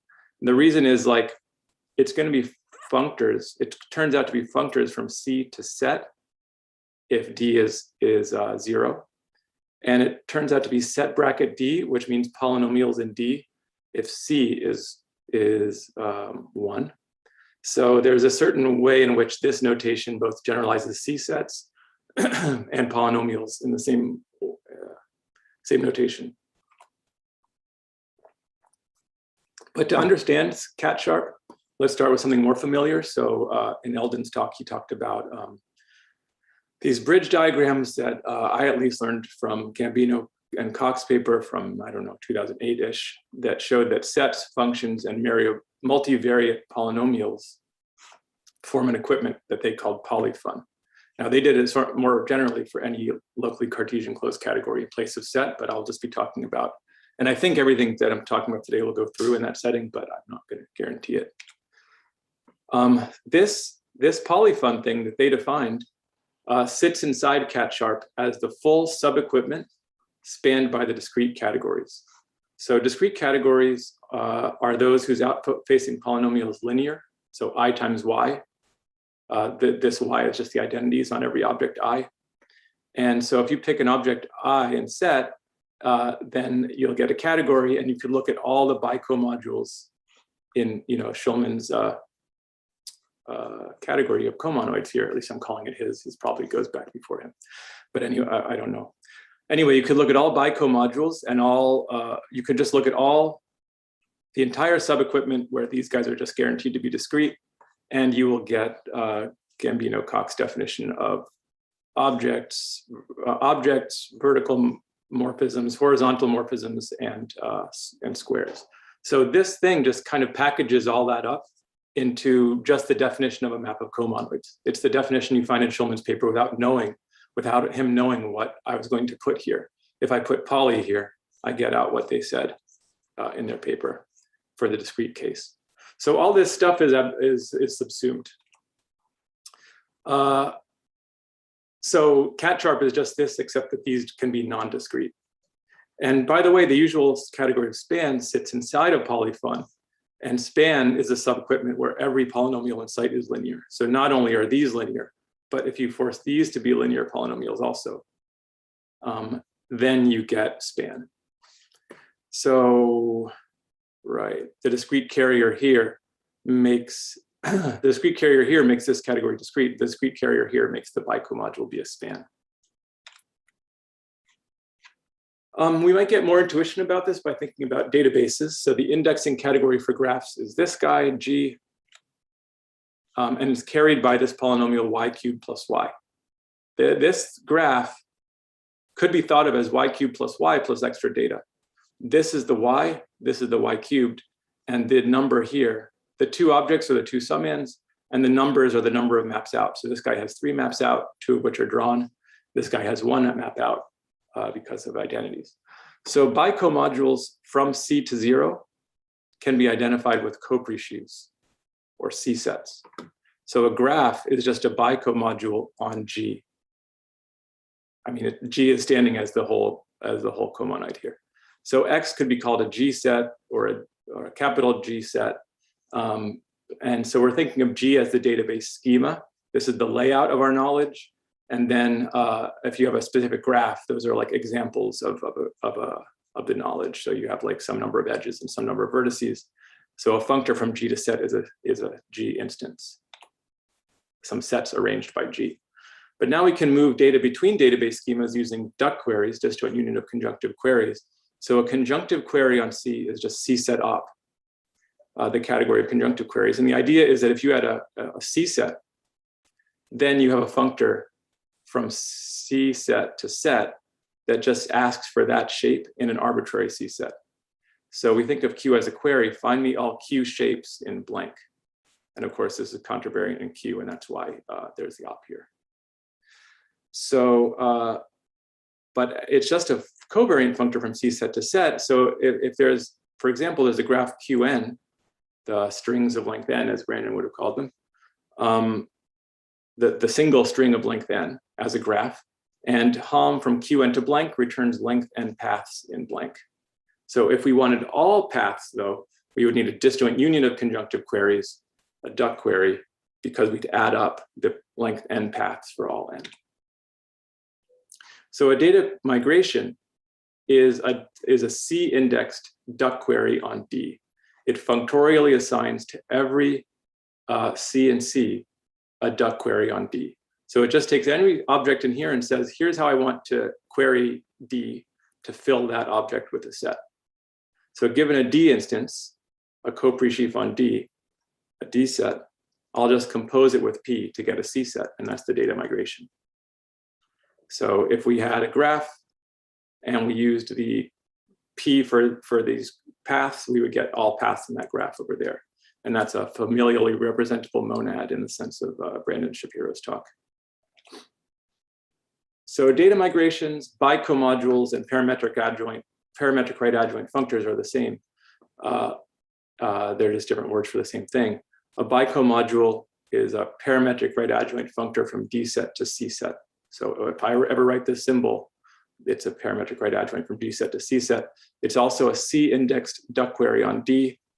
And by the way, any profunctor from C op times D to set, I could think of this as a functor from C op to D set, or as a functor from C to D set op. And so that's a special case of a profunctor. So profunctors are special cases of parametric right adjoint functors. So profunctors would be duck queries that have no disjoint union part. Profunctors would be ways of moving data from D to C that never added anything up. They're just conjunctive queries. So one question you could ask is, when is a profunctor a right adjoint in cat sharp? So, well, when is this way of moving data a right adjoint? Two conditions, because we're looking at all natural, because this is kind of a full subcategory of cat in some ways. There's two conditions. First of all, it should just be a right adjoint functor from D set to C set. And second of all, the associated left adjoint should also be a profunctor. It's kind of, so for any functor from C to D, note that delta F and pi F are adjoints in cat sharp, the pullback and the right push forward. So for a functor from C to D, I'm going to denote its left adjoint by one kind of dagger, and I don't think I ever have a reason to write the other kind of dagger, but I do in the paper. If I wanted to take the right adjoint, I'd do the other direction dagger. Okay, so in the subcategory, polyfun, right, of discrete guys, the adjoints are really easy to characterize. The left adjoints are those polynomials, sorry, those bicomodules whose carrier is linear. And those will be spans. And the right adjoints are the profunctors. So the C-indexed conjunctive queries. Okay. So the equipment cat sharp, what I'm giving you right now, what all this stuff is it's all stuff about cat sharp. But the reason I'm doing that is because these are the ingredients I'm going to need for the aggregation story. So cat sharp has lots of structure. It's monoidal. There's a double functor from cat sharp times cat sharp to cat sharp. And that gives an external symmetric monoidal structure on cat sharp. And on objects, this is the usual product of categories. So objects in cat sharp are polynomial comonads, but those are just categories. And if I tensor them, if I tensor their underlying polynomials, which remember was that pretty easy operation where you just multiply the positions and the directions, then you get the usual product of categories. But it also has local tensor monoidal structures. And what I mean by that is that for any C and D, the category of bicomodules between C and D, the C set D thing, has itself internal tensor structure. So if I have any two bicomodules between C and D, data migrations, I can tensor them internally and get another data migration from C to D. And the local unit there is C of 1, Y to the D of 1. So objects of C, Y to the objects of D. And these fit together duoidally, if you'll let me speak that way. So what I mean is that if you have two data migrations or bicomodules from C0 to C1 and two from C1 to C2, then you could either compose them first and then tensor, or you could tensor them first and then compose, and there's a map between them, and that map acts correctly with all the structure it should. So there's kind of a comparison map between whether you want to tensor, compose first then tensor, or tensor first then compose. The other thing that generalizes is that the, wait a minute, oh no, right. So these, yep, another thing that generalizes that these tensor structures have closures, which means that if you take the internal tensor product of maps from C to C set, maps from bicomodules from C to D, that has an internal HOM that's also internal to like local. I'm wondering just from the audience if someone knows of another equipment that has local duoidal monoidal closed structure. Maybe even REL does or something. I just haven't checked, but if someone knows offhand, what I'm looking for is an equipment that has internal tensors. So you can add two relations or multiply two relations or something, but also has internal closures. I just wondering in case there is some kind of map between them. So for any set C and D, there's a dualizing object in C set bracket D. So this is polyfun in the Gambino-Cox sense from C to D. So the dualizing object is the terminal span. The terminal span is a special kind of polynomial.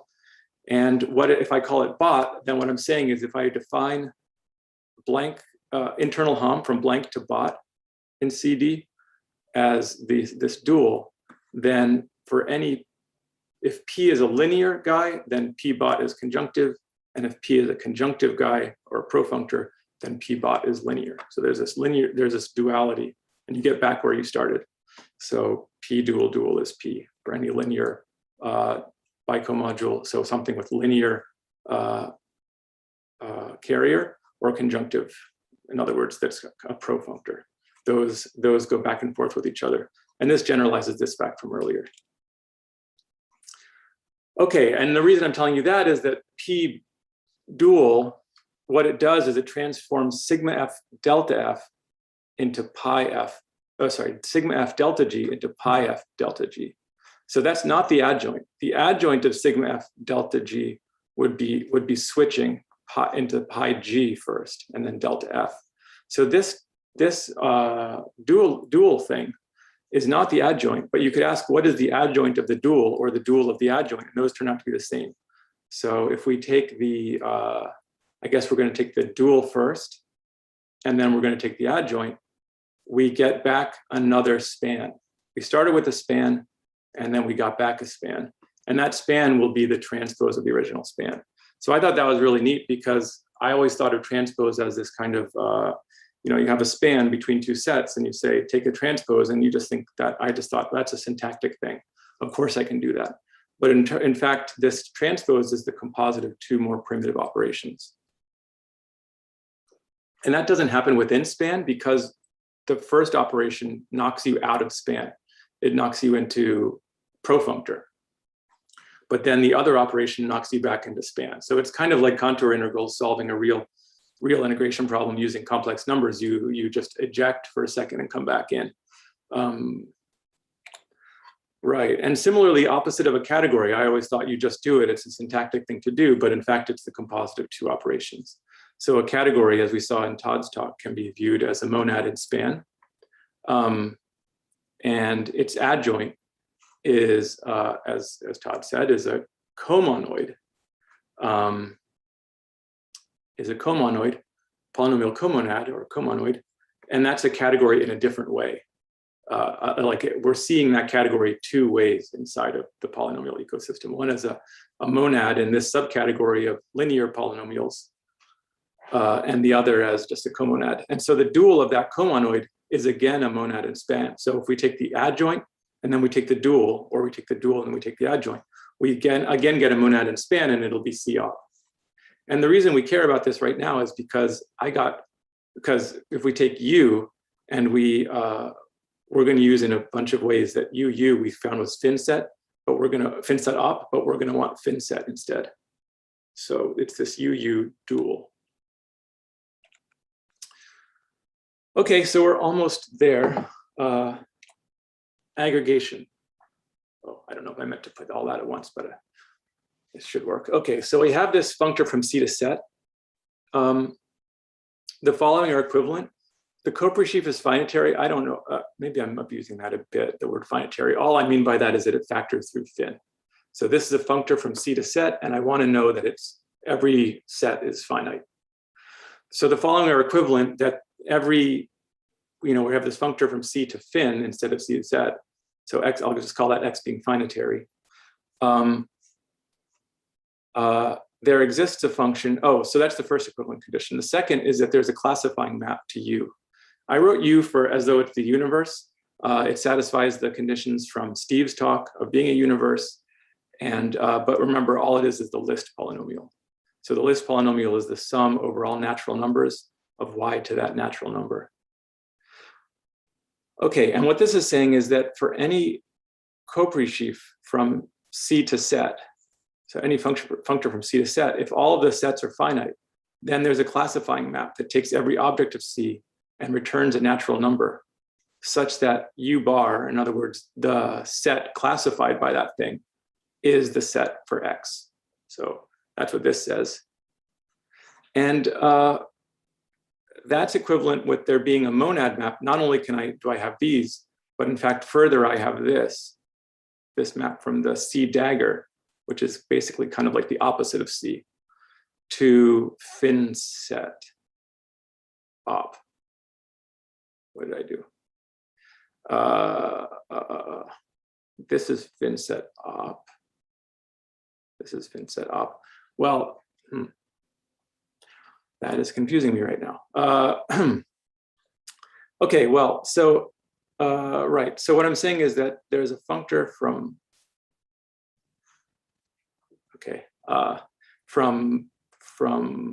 there's this map here that takes every map in C and maps it to a map in finset op here.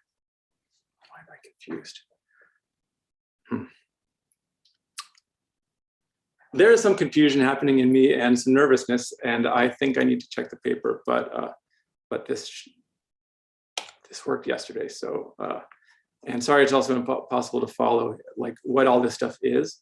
The gist is supposed to be that everything works, and now the nervousness is kicking in. But the point is, I've got, what we're trying to say here is that this functor from X to fin set is kind of classified by this map here. Okay. Oh, I think it's all fine. Okay, so the database schema assigns, I want my database schema to assign a commutative monoid to every object. So assigning this monoid to each C of 1 is a bicomodule from, is assigning to every Y a monoid M with some extra structure. So, right. So, okay, so the following diagram coerces this aggregation thing, or the multiplication from the monoid into the picture. I think my confusion was just, I was thinking this was going to be fin set, but it's fin set ob. So what it says is that if I have a set, and then I have a map into that set, and for every element of the map into that set, I've picked a monoid element, then I get a monoid element for every element of this set. So that's what one thing Eldon told us a little while ago. So it says if I've got, yeah, maybe I can. Right. So if I've got a set B and a set A mapping into B, and for every element of A, I've assigned an element of the monoid, then for every element of B, I've assigned an element of the monoid. Okay. So what does the two cell, right, what does the two cell say? I think I just explained that. For every function from n to n prime, and if I have for the monoid for A, I've assigned a monoid to every object in my category.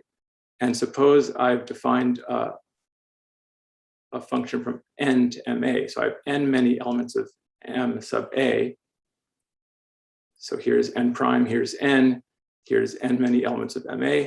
Then I've got an induced map of n prime many elements of ma. Okay, so you composed my being a UU algebra, UU bar algebra, means that it works with identities and composites. So if I have f that's identity or f that's a composite of two others, then like the integration along fibers does the right thing. The sum of one thing is itself, and the sum of the composite of things is the sums, composite of sums. So the thing we worked so hard for is the following. Namely, suppose we have a category C and a Copri sheaf, and we've assigned a commutative monoid to each object. Okay, so you've got this category of people, their favorite books, all that sort of stuff. That's C. X is actually all the people you know, and all their favorite books, and all the books you know.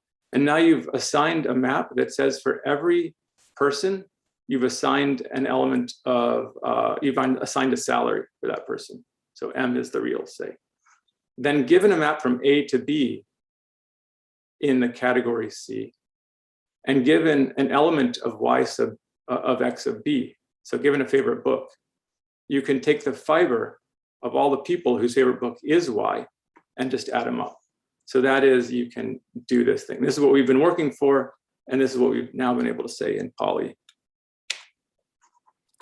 So we've accomplished this. Here's the diagram that does the thing we wanted. So we have our category C, and these are the objects of it. And this is basically C op. So that's what that dagger means. This is also C op because it's the composite of C op and the identity on objects. Just here's objects, here's the discrete category. I'm going to write this out. I'm going to take you through this. I think I have about a minute and a half. Or that's what I need. So now I have this classifying map that says for every object, I've assigned I have this set of elements in my instance, in my functor from C to set. And I've just assigned the natural number that it is. And I've assigned for every morphism in C op a map of finite sets op here. And I've assigned a salary, or an element of the commutative monoid. So actually, I'll just take you through this in the next few steps. I'm using just the pieces we've defined so far. The co-closure, the dual, where's the dual? There's the dual, the adjoint, stuff like that. Okay, so first I have this object B, say books, and I have favorite as a map from A to B. And that's what's taking place up here. So for any map from A to B, that's what's going on there. And then what's this stuff about? This stuff is like the XE, what's X doing? What natural number does it assign? Well, it assigns X of B, the natural number, the set of elements in this pre-sheaf. It assigns to this one, this guy, whatever that means is like, well, I'll tell you what it means. It means it's the function from X of A to X of B.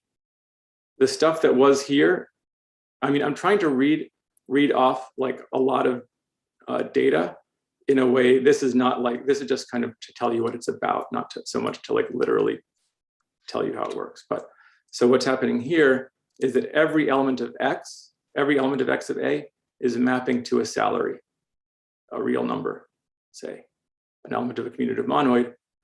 And the last thing is that that this thing says that every element of X of B, every Y, will map to the sum over all X, such that X dot F is Y of SA of X. So the monoidness, as Eldon told us about, is really about how this works with maps in FinSet op, or maybe FinSet, or maybe span. And so that's what this is about here. So it's just saying the commutative monoid lets me add up everything.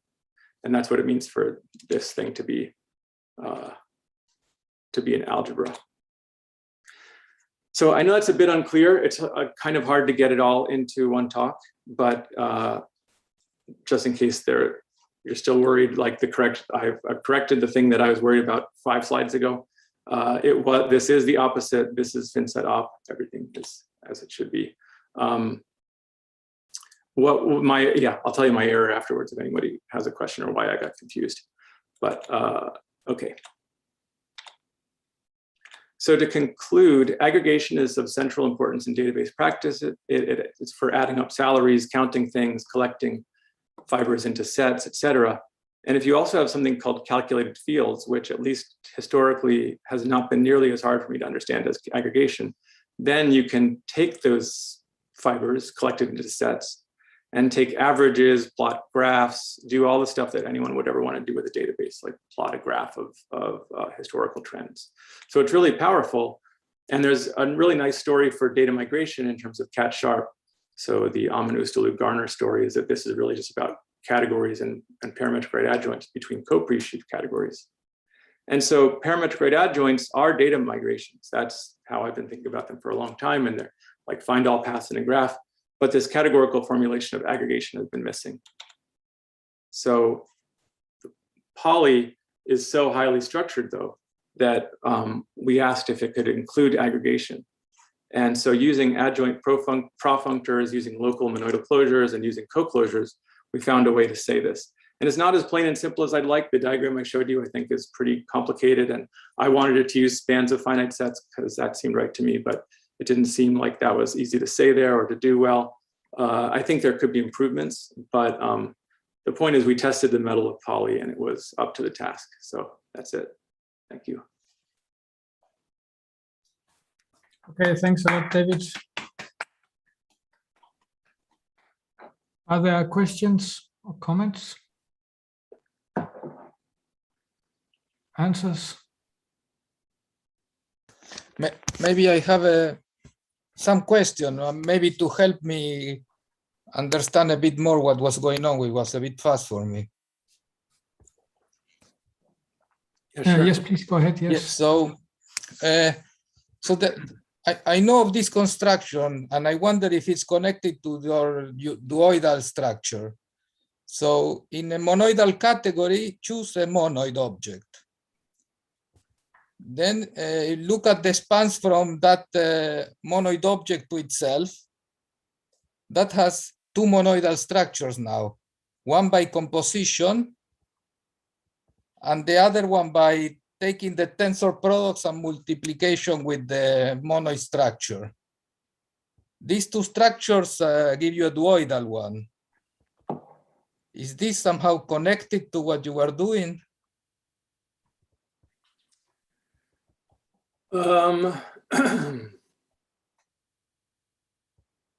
I don't know. What would be the monoid object? Maybe. No, so here you choose your monoid object. So I don't know, maybe it's your one object category. I don't know. Yeah.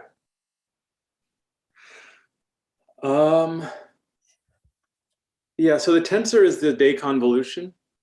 And yeah, so this is what I'm describing is the form of day convolution, but done internally. Yeah, it could very well be, but I don't know for sure. Okay. Yeah.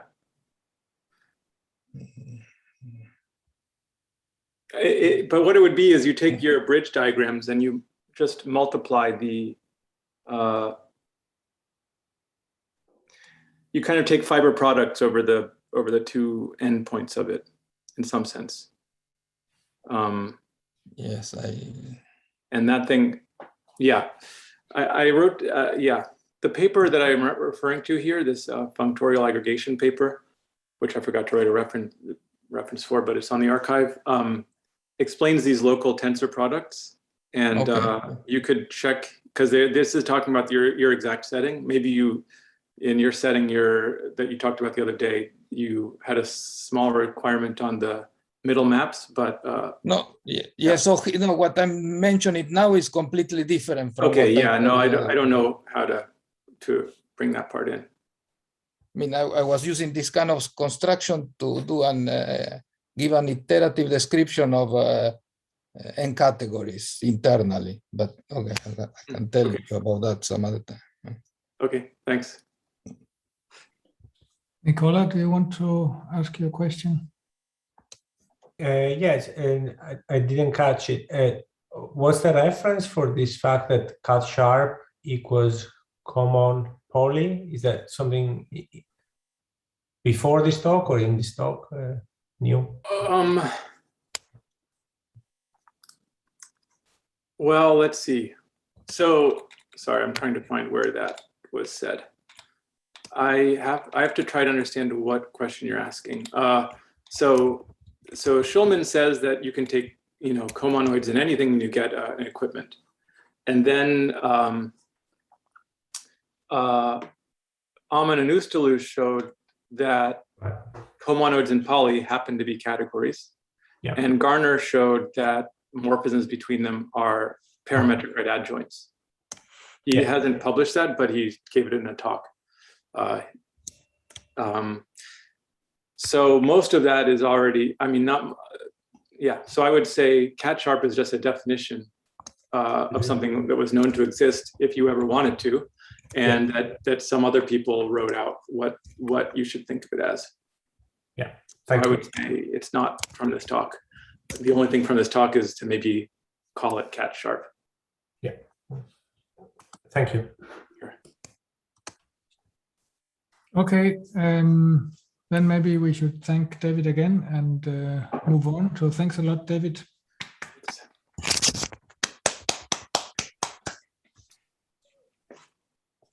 And then we should get ready for Ezequiel.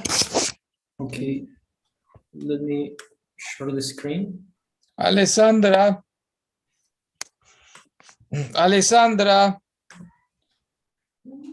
Marcelo, I think you have your microphone on. I muted him just now. Okay, great. Okay, can you see my screen? Yes, it looks good. Okay, great.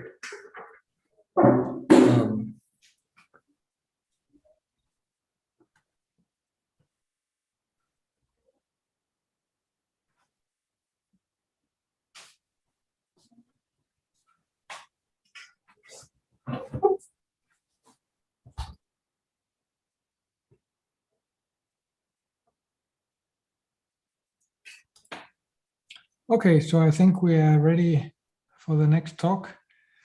So Ezequiel Rivas will talk about pro containers, a proposal from computational effects. Please. Okay, thanks, Joachim. Thanks generally to David and Joachim for organizing the workshop. I'm very glad to give this talk. First of all, this is this is work in progress. And the idea is to present you what's the problem I'm trying to see, and maybe get some comments about if you have better ideas. So this is a proposal that comes from a problem related to computational effects. So I'll try to do a short introduction to computational effects, because maybe the audience is not used to this term, but probably the things I'll be talking about are familiar in other ways. So the first thing is to think, what's a program mathematically? And I believe this is more or less how computational effects arise. So for example, here we have f, which is a function that takes an integral, and in some programming language, this could be OCaml or Haskell, or take your favorite functional programming language. Well, you can, for example, do an if and check if this integer is even or not. If it's even, you can divide it by 2 and return that. And if it's not, you just multiply it by 3 and add 1. And we can think of this f here, this function we are writing, which is some sort of program, as a function in the mathematical sense that goes from integrals to integrals. However, this view can be a bit restricted, like this view of programs as functions can be a bit restricted in principle, because more generally we want programs to interact with the environment. And what I mean by interaction is, for example, reading input from the keyboard, or looking at how the mouse moves or where it clicks, or printing in the screen, or some form of non-determinism, which we could conceive as some environment telling me whether I should take one branch or another in this non-determinism, solving this non-determinism, or a memory cell where the environment keeps track of the value that's stored in the memory cell we're using to maintain some variable. So the point is that pure functions, like in this sense, like here, are not enough for the kind of behaviors we want for programs. So how can we internalize this, or can we how can we describe mathematically these interactions with an environment? Well, there are not a short amount of answers, but a popular one is using monads. This was, I think, discovered, we will say, by Eugenio Moggi, who realized that monads can capture a variety of computational effects in an homogeneous way. So the idea is to assume that we have a monad, like here, a monad, so a functor T, a mu, and an eta, or equivalently, an extension system. So we have, again, a functor T, an extension, like a Kleist extension, and an eta. Oops. And so we can internalize this idea of having a monad inside our language. And we could have, for example, a type T that depends on argument A and give us another type. So this means this works a bit like the functor T in the semantic model that we just said. And then we can also have an internalization of this extension operator, which is this bind here. Bind is some sort of internalization of this operator here. And then we have return, that's some sort of internalization of eta, right? So how I guess that one interesting point here is that bind allows us to compose computations in some way. So if we have a computation, because maybe first I should say this. We're going to understand T of A as the computations that have values in A, right? So T of integers, this is a type that represents computations with the integers that compute integers in some way. So the bind will allow us to sequentialize this kind of computation. So if we have a computation of type A, and we have a function that given an A give us a new computation of type B, then we can obtain a computation of type B. And we can see here that the kind of computation we have here in this argument depends on the A here. So the computation can depend on the value returned by the previous computation. And then the return, what it does, it takes some form of pure value, like just an integer, and it captures it as some form of computation returning that integer.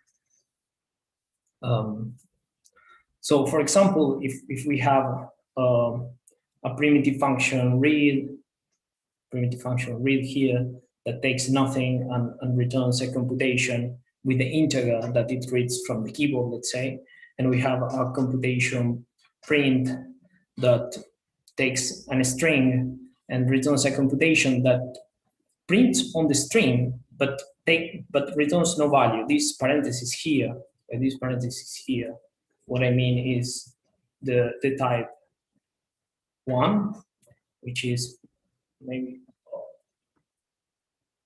it's the one element set, right? Something like that. And then now we can write programs that interact with the environment through read and print.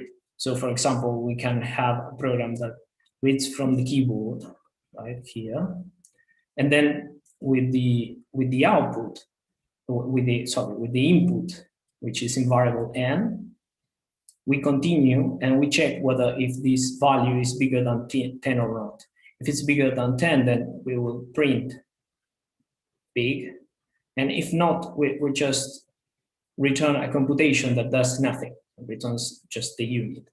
And we can think of the interpretation of our program now that's effectful as a function that takes nothing and returns a computation that in principle has nothing inside, but actually it performs some effect, which is reading from the keyboard and checking if the number is bigger than 10, and if it is, then printing big, and if it's not, just returning, right? So this is the idea of capturing a computational effect using monads. But as we can see here, like this T here can depend on the input A, right? So this gives us the capacity of making our continuation, our following computation to depend on some of the previous arguments. And this is nice, it's quite powerful, but sometimes it's too much, it's too much, like too dynamic. So sometimes we want something more static, like our computations cannot depend on the values that were obtained in previous computations. And for that, there is an alternative to monads that's called idioms or applicative functors. These were introduced by McBride and Patterson. The original name, I think it's idioms, but then applicative functors is also used, especially in the Haskell community. In the Haskell community and all that. And now the idea is similar to the one before. We have again a functor or a type constructor that comes with two operators. This up that it's similar to the bind we saw before, but now we can think this as the first computation. Now this computation here depends on A, can depend on the value of the computation on the right, but it's static in the sense that I cannot choose the computation depending on the A. The A is encapsulated inside the F. And again, we have a pure function that allows you to view normal values as computations. We can still write programs using this interface. For example, here we have a program that prints hello goodbye, but a key point here is that we cannot use read result to decide which is the following computation. So we cannot ask for an integer, and depending on whether it's bigger than 10 or not, print something or not. Like, our computations need be more homogeneous on the kind of effect. And this is in principle seems like a restriction, but it's actually quite good. Because, for example, if our argument was, I don't know, writing in the file name of some file we plan to write in, then if we have this kind of a static property, we could check whether if some file is written or not and prevent it at compile time, let's say. So in a previous stage to running. So this is quite interesting from the point of view of computation, having these alternative interfaces which allow us to represent effects which are a bit more static. The interesting thing is that with these operators here, we can assume that F is a functor, which means that it has some sort of functorial action, and the same actually holds for the monads we just saw. And actually, since McBride and Patterson, they also have classified this F as some sort of strong lax monoidal functor. So it's a lax monoidal functor in the sense that it comes with M and E. So it's a lax monoidal functor for the Cartesian product. And the strong in the sense that we are imagining that we are writing things internally in some programming language. So functors will be strong by default, similar to how functors from set to set are strong in the sense of strength, as in some compatibility of the functor with respect to Cartesian product, or the fact that it's internal in some way. So we have monads or extension systems. We have these idioms or applicative functors, which are actually lax monoidal functors. And then there is an intermediate point that in which you can control the kind of static information and dynamic information you want. And these were considered by Sean Hughes. It says 2000, but maybe a little bit earlier, the first papers. But the idea is that now, instead of thinking of a computation as some sort of, let me see here. So instead of thinking of a computation as a function towards some functor applied to some element or something like that, we will think of this as a computation, as something that it's turning inputs into outputs. So instead of having T or F, which take only one parameter, and we think of T of A as computations of A, now we're going to think of computations as some process that turns inputs into outputs. So now we can think that we have a type constructor A that depends on two parameters, X and Y. And we think of X as the input and Y as the output.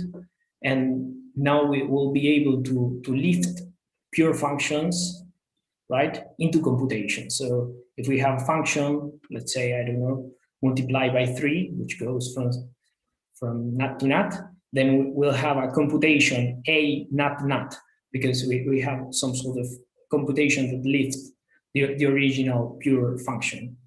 And then we'll be able also to compose computation. So if we have a computation from X to I, and we have a computation from I to Y, then we can get a computation from X to Y, right? So this is a bit like a composition in a category. So if we have X to Y, some computation or morphism or something like that, and we have one from I to Y, then we can do one from X to Y. And then we have a third thing, which is this first operator here, which it actually gives some sort of compatibility between the computations and the Cartesian product. So this asterisk is just Cartesian product. So if we have a computation from X to Y, we can kind of lift it to a computation that goes from X times Z to Y times Z. And what it does, it just operates turning X to Y in the same way as before. And the Z, it passes through, it's not modified. So sometimes people for this kind of things use something like diagrams, like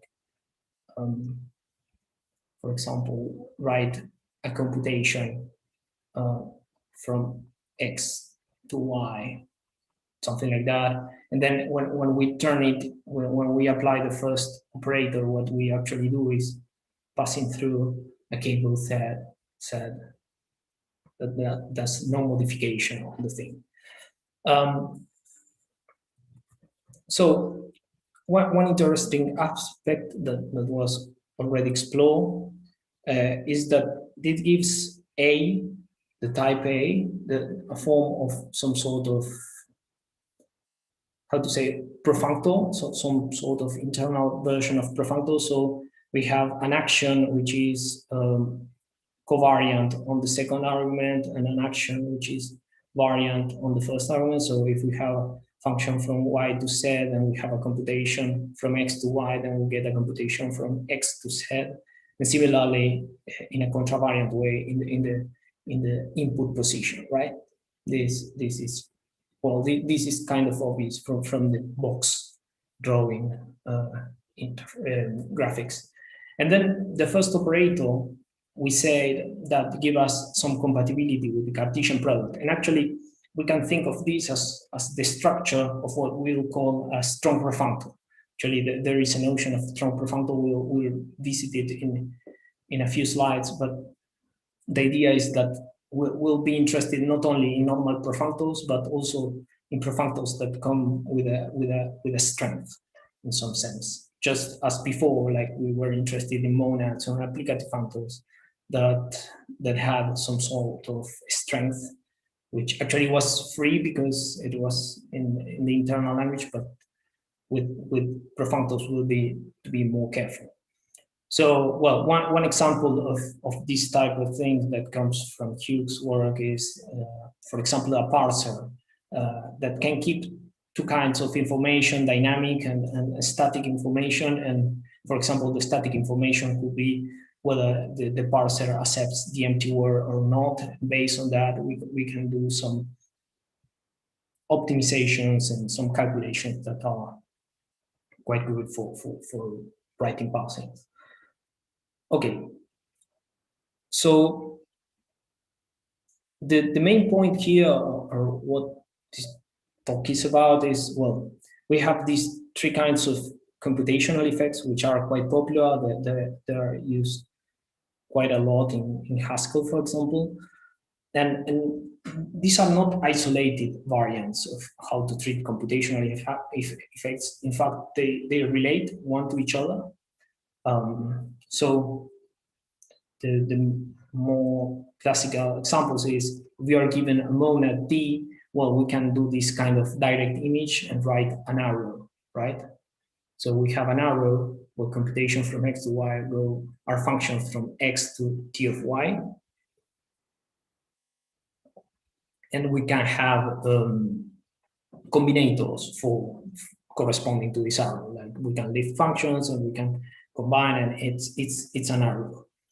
And similarly, we given an applicative functor F, we can construct an arrow as well. But these times, these are the applicative functor with the functions inside between a parenthesis, so that the X cannot determine the shape of the computation, let's say, which is given by F.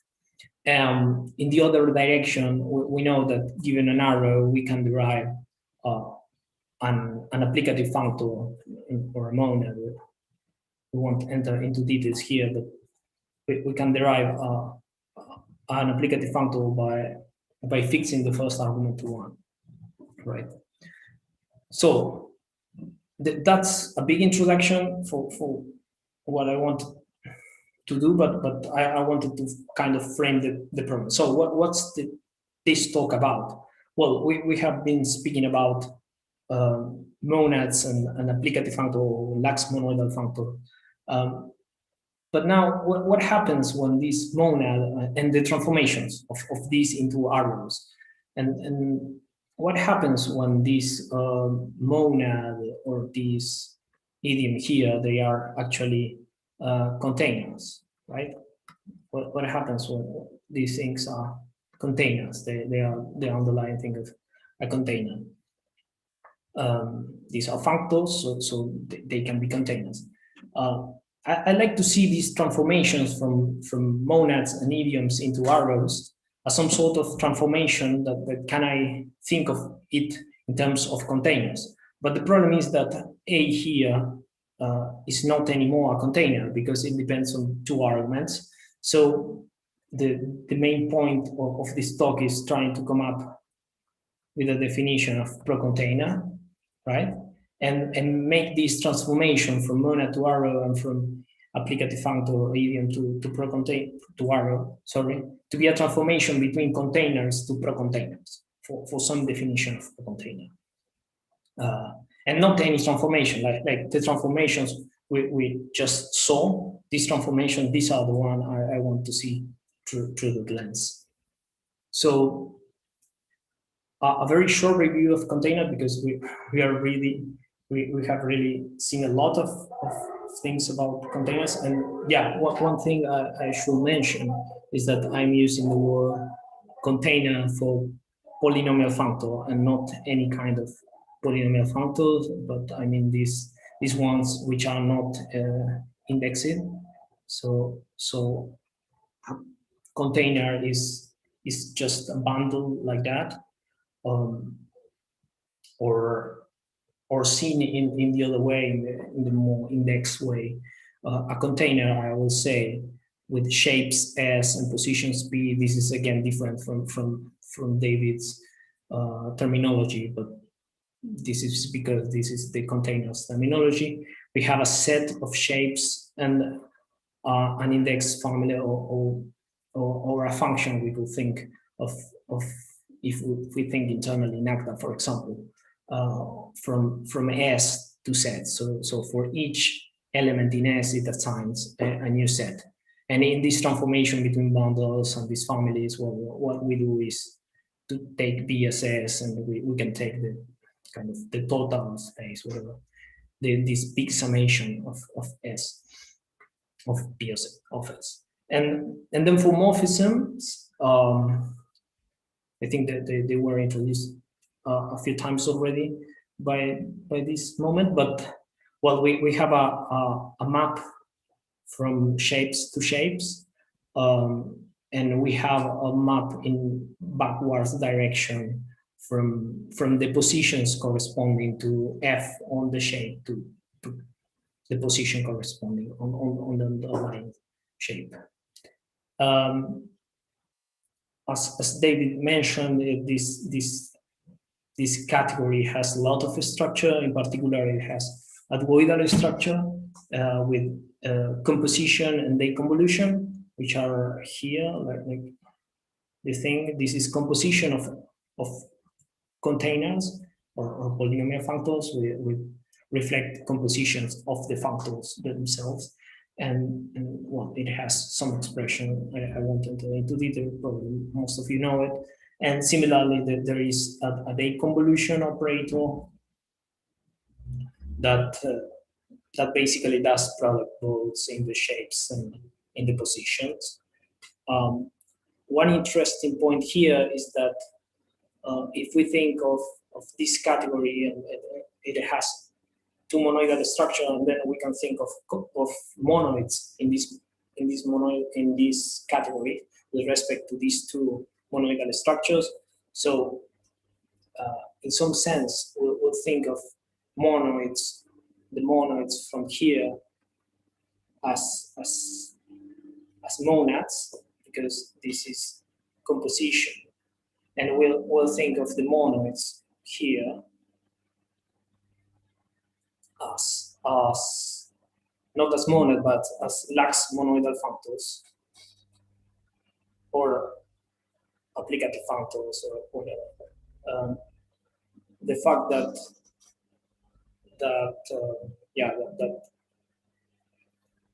monoids for their convolution are lax monoidal functors, so this comes from Bayes' thesis, I think. So it's quite an interesting result. So we can see that already we can understand the approach of monads and lax monoidal functors or idioms as some sort of we can see it in containers, right? So now what's a pro-container then?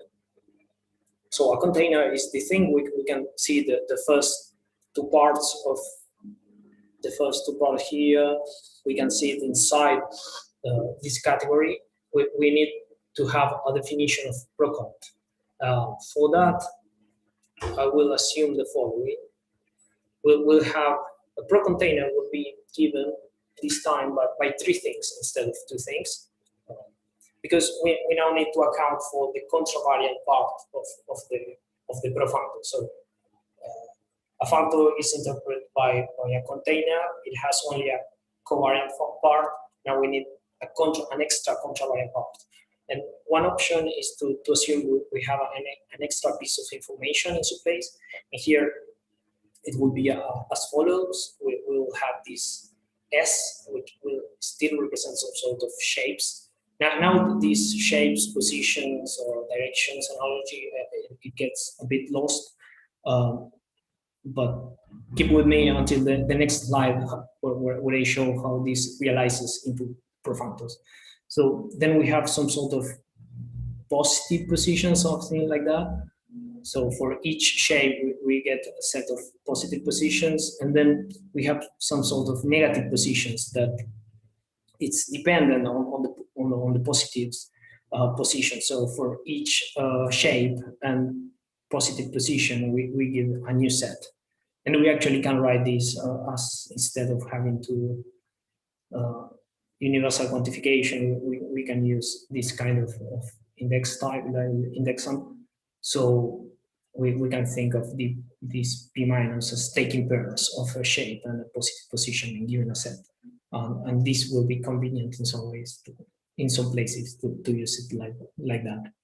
And we'll have some notation. We'll say that we have a pro-container which has this form. And when we think of these bundles, before we had a morphism from E to B, and now we will have an extra thing that goes from F to this E. And what we are doing is actually this E, as before, it calculates the sum of all the P plus, and then the F is in some sense calculating the sum of index over the combination of S and P plus for that X. So how do we interpret these pro-containers as functors? Well, I'm working as if I was in Agda, so I'll use this kind of arrow to mean like the internal home. But the idea is that if we are given an X and a Z and a Y, and we want to realize this pro-functor as something that goes from set up times set to set, what we will do is, well, we first of all have some sort of Dirichlet functor. I think this comes from David Spivak and David Meyer's paper, when they have this sort of contravariant version polynomial functor. So we have this sort of Dirichlet functor, and then inside we'll have just a normal or sort of normal profunctor thing. And in some way it's some sort of indexing of covariant thing over a contravariant thing, something like that. And we can make this definition a profunctor in the sense that given an action going backwards and action going forwards, like functions, homomorphisms in the category, we can go from we can go from here on A, B, and to C, right? No, I won't enter into details, but the idea is that you just use F and G in the correct places. So I don't know if so far there is a question about this kind of definition or observation. Can I ask, is the category of pro-containers the free sum completion of containers op? I'm not totally sure. I haven't seen much of this approach of completions, but I think yes. But I don't take me on that. Like that's my intuition, but I never checked this kind of facts. Okay. Maybe when I show the morphisms, that becomes a bit more clear. Okay, you're getting to that. Okay, thanks. Yeah. I have a quick observation that this is like a combination of a polynomial and a Dirichlet polynomial. Yeah. Where so y is in the base and x is in the exponents. Sorry, can you repeat? Y is in the base as in a normal polynomial where you have y to the n, and x is in the exponent as in a Dirichlet polynomial where you have n to the x. I'm not sure I get the question. Sorry. Like yes, this is like a Dirichlet. It's not a question. It's just an observation because you said questions or observations. Yeah, great. Thanks. Then yeah, exactly. That's partly the idea to have this kind of using this idea of Dirichlet polynomial to account for the contravariant part of the thing, and we could kind of. Sorry, can I also ask? Yeah, please. If you go to the previous slide. Yeah. Let me. Yeah. Would it make sense to think about these two arrows as, in fact, one arrow F to E above the arrow E to B, so that we are in some arrow category for polynomials or something like that?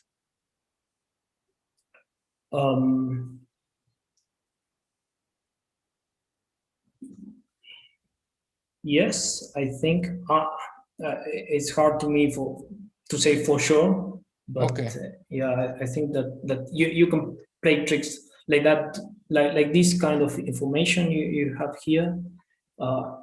It can be seen in like many ways, like whether you have like you can pack things on the left or on the right. I don't know if what I mean it's clear, but something like you take an S and then you return a sigma which has the S and the positive thing to set, or you can play tricks a bit like that. I've tried a few variants of these things, and I also wanted to have some representation that works fine in Agda, and I can do the proof easily, and this was the more convenient way of looking at them. I thought. Okay. Thank you. No, thanks.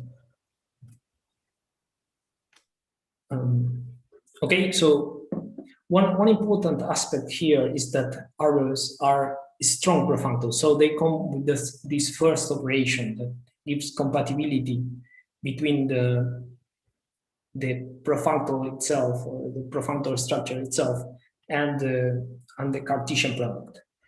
So we need to have a notion of a strong profunctor. For that, I followed this reference by Paré and Roman from the 98, I think. I don't know. It's a paper on the natural numbers, and they define strength for a profunctor P as a transformation from P of xy to P of x times b, y times b. So it's like you add a b on both negative and positive point of P. And this is natural, it has to be natural in x and y, and dinatural or denatural on V, right? So, well, and it's of course subject to some axioms, right? So we want that it behaves well with respect to identity, and that it behaves well with respect to associativity, right? So here is associativity.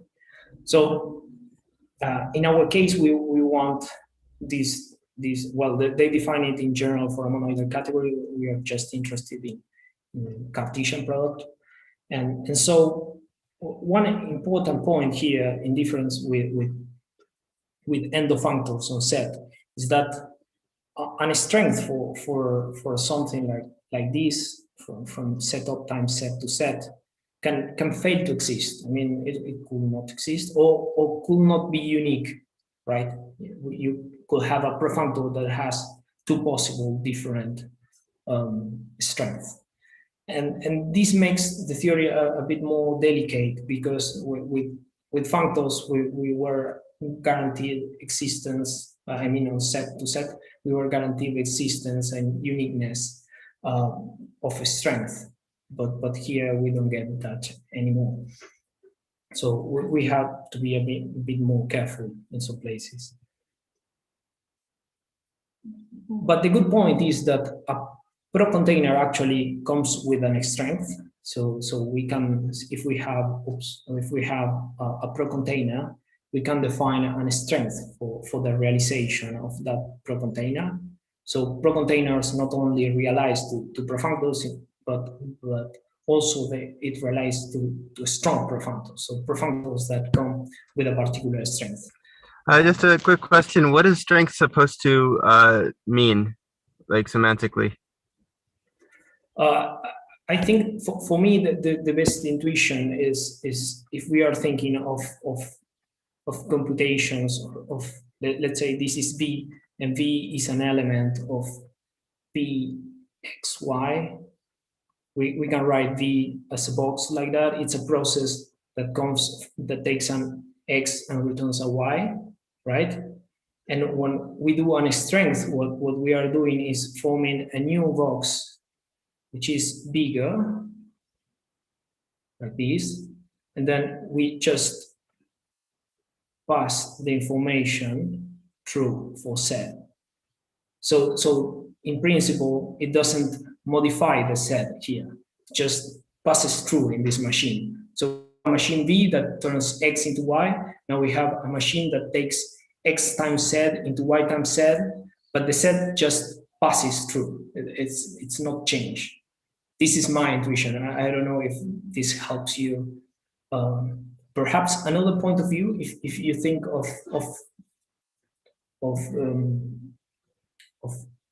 profunctors as some sort of generalization of relations, and then you can think of a strength as some sort of logical relation with respect to actions of the underlying monoidal structure of your category. I don't know if that helps.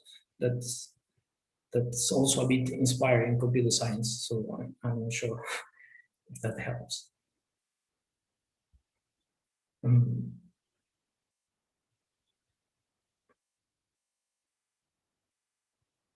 Does it clarify a bit, or? Not really, sorry, but it's okay. I don't want to hold up the talk. Okay, thanks. So we can maybe discuss later. So these pro-containers come with a strength, with a canonical strength, and moreover, this strength is unique for this case. So for the case of a profunctor that it's a realization of a pro-container, the strength is unique.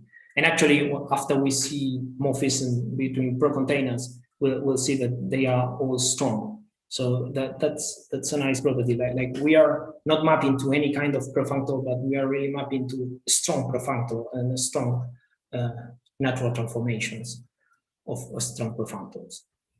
So we are trying to look for a definition of morphism between pro-containers. So given a pro-container and another pro-container, how we can define an arrow from one to the other.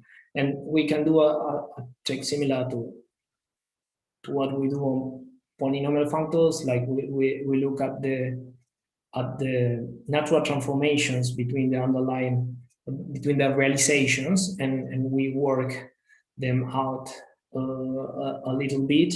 And then what this will give us is, well, just as before for regular containers, we have a map, a forward map between the shapes, but also we will have a forward map between the positive positions. And this is why I call it positive, actually, because it goes in the forward direction for the first level of P. And in the second level of P, this will mimic a bit more the usual polynomial thing, in which it goes in backward direction. But again, this is, as you were mentioning before, this is related to the fact that it's some sort of Dirichlet interpretation of the bundle in the first component. So this defines a category, so which we will call procont. So we have a notion of morphism, and it has an identity, composition, etc. And this reflects actually the morphisms between the realizations of the pro-containers as strong profunctors. This category has properties. I don't want to enter much into detail. It has products and coproducts. We have the formulas here, but they are similar in some respect to containers, and also there is some sort of convolution. But if you can think of product as some sort of convolution where you take times in setup, like times not of setup but of set, but in setup, and then you take plus on set, then the convolution you will get for this kind of monoidal structure on setup times set is given by products. But then you can take coproducts on both, and then you get another notion of convolution. You could try to do this trick also with times and times, but I didn't find them close. But I should play harder, maybe. I don't know. So one important monoidal structure that it has is some sort of lifting of Benabou's tensor. So Benabou's tensor is some sort of composition between profunctors. We won't get into detail, but given a profunctor from C to D and one from D to E, you can get a profunctor from C to E. It works by doing a coend here. So we can. What's interesting about this structure on profunctor is that they are related in some way. If we have a morphism from P Benabou tensor P to P, well, these are actually equivalent to maps natural in X, Y, and denatural on I from PXI, PIY to PXY, which actually mimic the kind of composition that we have on arrows. So P is A, and yeah, X is X, and I is I, and Y is Y. And in some form, having a monoid for this structure, this transformation is the multiplication of that monoid. It gives us the composition of computations as arrows. Sorry, this is maybe a little bit fast. The good thing is that this tensor that in principle was between profunctors can be internalized in procont. So we can have a form for this tensor, which is here. It's a bit complex, but basically you do some calculations and you get this form. And also the unit for this Benabou tensor is there, because it's the unit is home for set, and you can write it as a pro-container like this. So we also have this kind of monoidal structure. And then here comes really what I was interested for is in moving from pro-containers to containers. And how we can do that? Well, we can have, given a pro-functor P from setup to set, sorry, it's given a pro-functor from set to set, let's say, and the pro-functor, we can get a functor by fixing the first argument. And this is exactly the same transformation we saw in the beginning, where they were making an applicative functor out of an arrow. They were fixing the first component to the unit, to 1. And we can calculate that, and in the case the pro-functor is a pro-container, case the pro-functor is a pro-container, actually what we get is something, it's a container, it's of this form, which is a container. And if we think in terms of bundles, this is kind of obvious. What you do if you are given like homomorphisms like this, well, you just throw away the last one. That's kind of, this is what it's doing. That's how you get a container. And this defines a functor from the category of pro-containers to the category of containers. And these functors reflect one of the transformations we saw in the beginning. On the other direction, if we are given a functor from set to set, we can turn it into, we are given a functor from set to set, we can turn it into a pro-functor, and this should be set up times set. But you get a pro-functor that does the direct image, it just functions from x to f of y. And in case that f is a container, in case that f is a container, what we get is a pro-container that in which the first shapes are just 1.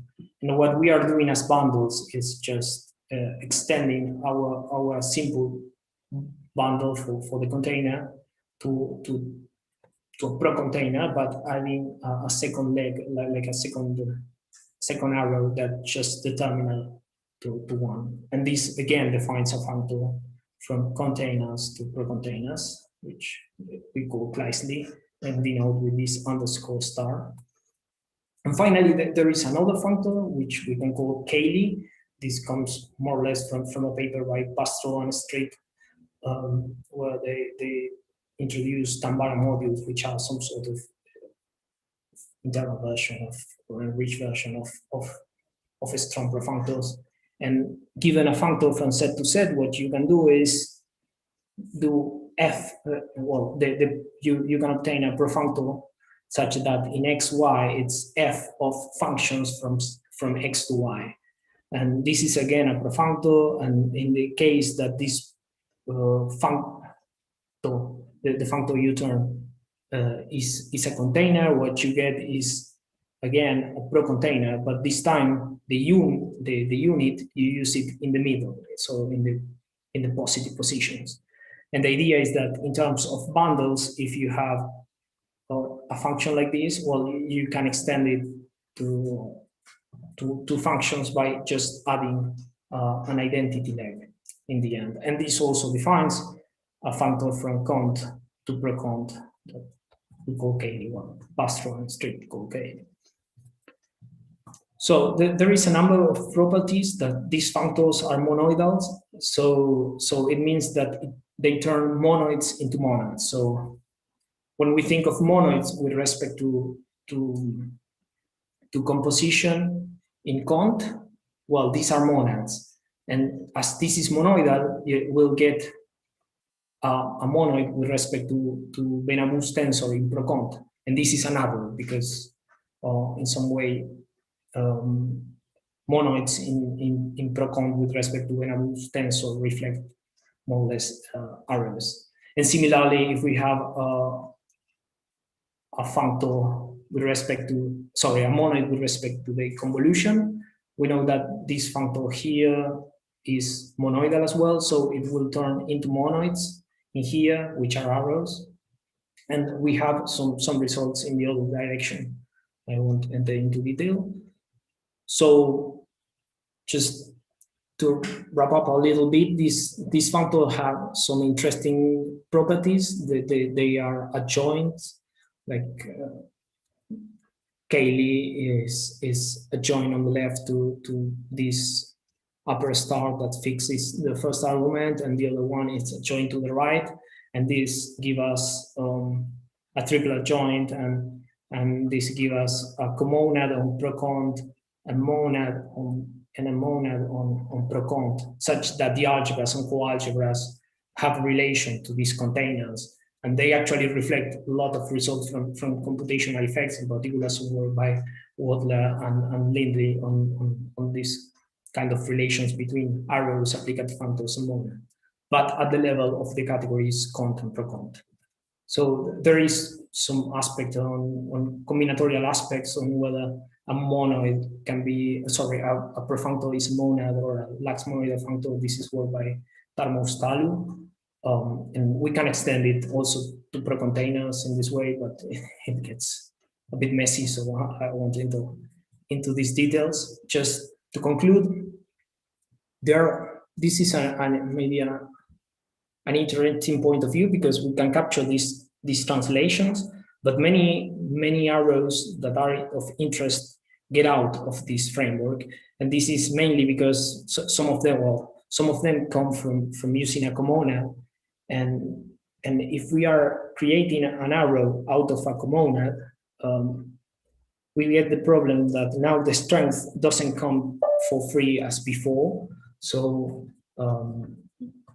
what the strength uses the counit of the counit here of the comonad, and then it makes the problem a bit more complex. So, well, it's a pity that we cannot cover these examples, but at the same time they are a bit problematic with respect to strength. So I don't know if there is a solution. So that's it. Thanks, and sorry for the overtime.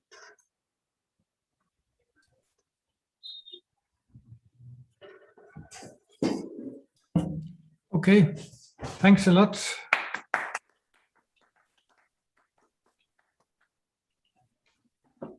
So, questions or comments? I have a question. So I actually just I'm wondering. So these pro containers you have like 3 levels. The thing you start with, and then P plus, and then P minus, and the morphisms between them go fourth, and then back. But what about, have you thought at all about other combinations, like going fourth, back, fourth, or going fourth, back, back? Yeah, that's a good question. Or going fourth, fourth? Yeah, that's a good question, because I've tried some of them. I wouldn't say I tried all of them, but I've tried some of them, and most of them don't allow me either to represent these transformations I was interested, like from containers to pro-containers and back from pro-containers to containers.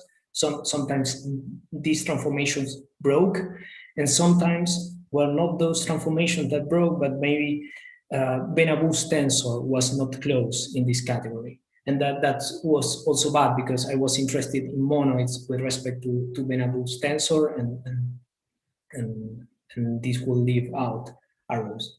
So I won't say I tried them all, but I tried a few of them with different variants. Yeah. This is the best one, the best behaving one I found.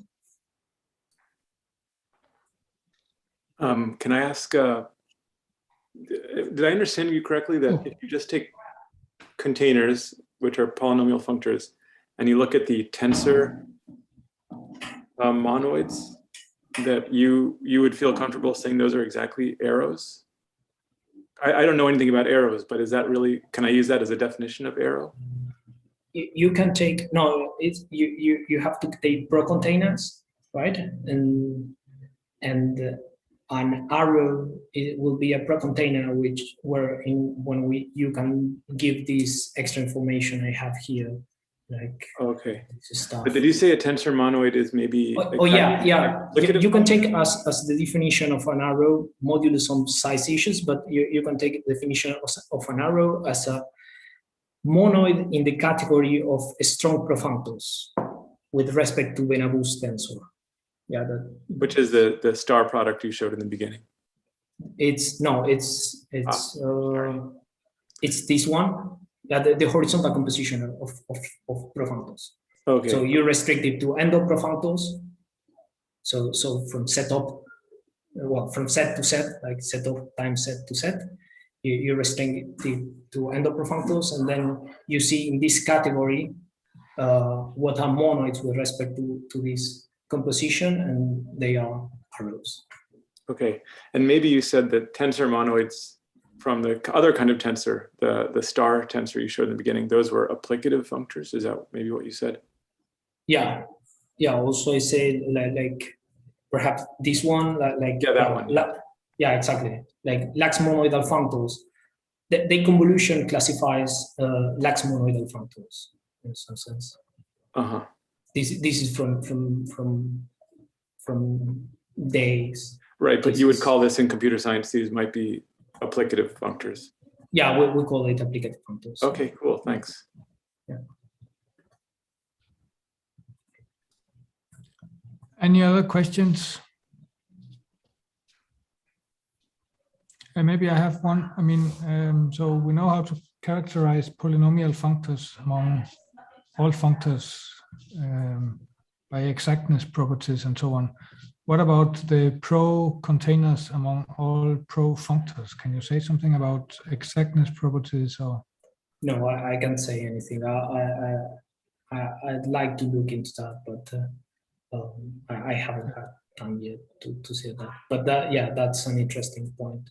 That should be studied.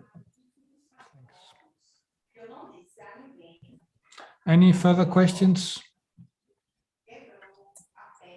Otherwise, I think we should thank Ezequiel again. Thank you. And then we should make ready for the final fireworks of the workshop. Pierre-Louis, you are, yes, which yes. are you?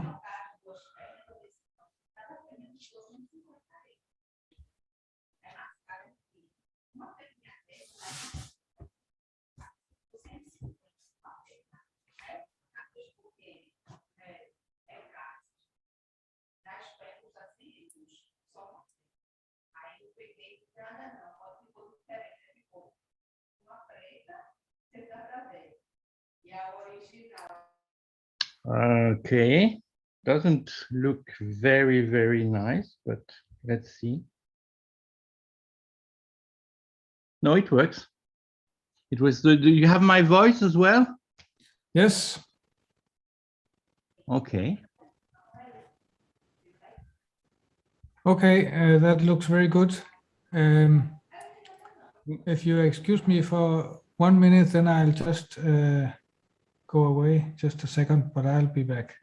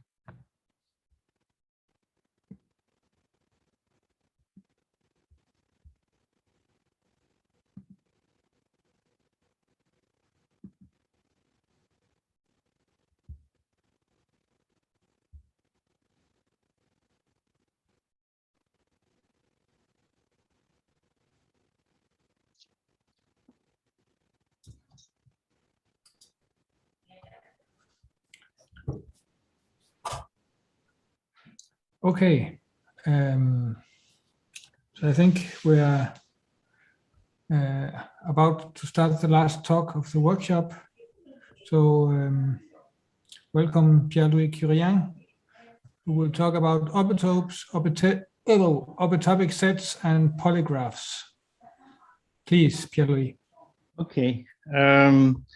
Okay. So I see your face, not my face on. Oh, okay, that's great. Okay, so it's the last talk. So the good news is that it's going to be rather down to earth. I hope so. The bad news is that there is still a notion that has not been discussed so far, that notion of polygraphs or computat. So I will need to introduce that slowly, but it is not a very difficult notion. So, and also I do not assume that everybody has seen Eric Finster's talk. So I will also gently introduce opitops and opitopic sets. Okay, so let's go first for the notion of opitop. So opitops can be seen as higher dimensional shapes, which are tree-like, and that speak somehow about something that I would like to call the geometry of unbiased composition. So just like you have the associahedron, which is well known to encode all the information about ordinary associativity, here we are dealing with unbiased associativity, and this difference between biased and unbiased has popped up already in other talks. So biased means that you have like a product, it's a binary product. Unbiased means you take a bunch of things and you make the product of these things in one shot. That's the unbiased notion. Okay, so with this in mind, tree-like structure and unbiased associativities, let's try to see these shapes. So the zero-dimensional shape is just let me take my pointer here. Yes, here. So the zero-dimensional shape, there is just one, and it's a point. The one-dimensional shape, there's also just one, and it has the shape of an arrow. Okay. And it's actually already a tree. The idea is you try to make a tree out of this single little thing. Well, you can take it, but you have nothing to attach to it because it's a single point. So so the only thing that you can do is to build a single tree with them, and a single tree, and it is this arrow. Okay, and then. Okay, so for two opitops, you take a bunch of these one opitops and you try to put them together to build a tree out of them. And here you can begin to do it because every of these guys has one input. You have to see that this is the input of the arrow. So you can plug another one in front of it, and etc. So in this way, you can build a sequence of arrows. Okay, and now what is the view of associativity here? Well, we don't have associativity yet, but here we have picture that feature unbiased composition. So you have to imagine that you have a F, G, H here, and this thing witnesses the fact that you have composed them at once. So you have the composition H composed with G composed with F at once. And this is for n morphism, and this is for zero morphisms. And this will be called a degenerate opitop. Now, let's see what happens at the next dimension. So the next dimension, we are going to build trees of these guys. Okay, so how are we going to attach them? Well, each of these guys, as Eric had shown in his talk, each of these guys waits to be attached to other such guys along one of its inputs. So you see, for example, this guy here can receive here another 2 op-top, which itself can receive here another op-top. Okay, so you have really a tree here. Now, well, a more usual notation for these things is what people call the pasting diagram. And you see that I can, well, just do all these gluings and present it as a pasting diagram. But I won't be able to do this in higher dimensions. So that's why this picture is actually more helpful, the one on the right.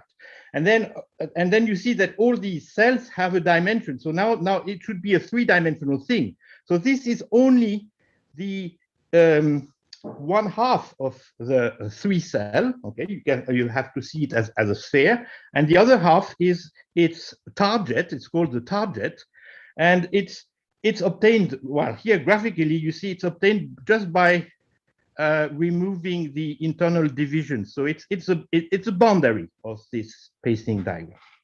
Okay, so now let's see that from the point of view of geometry of unbiased associativity.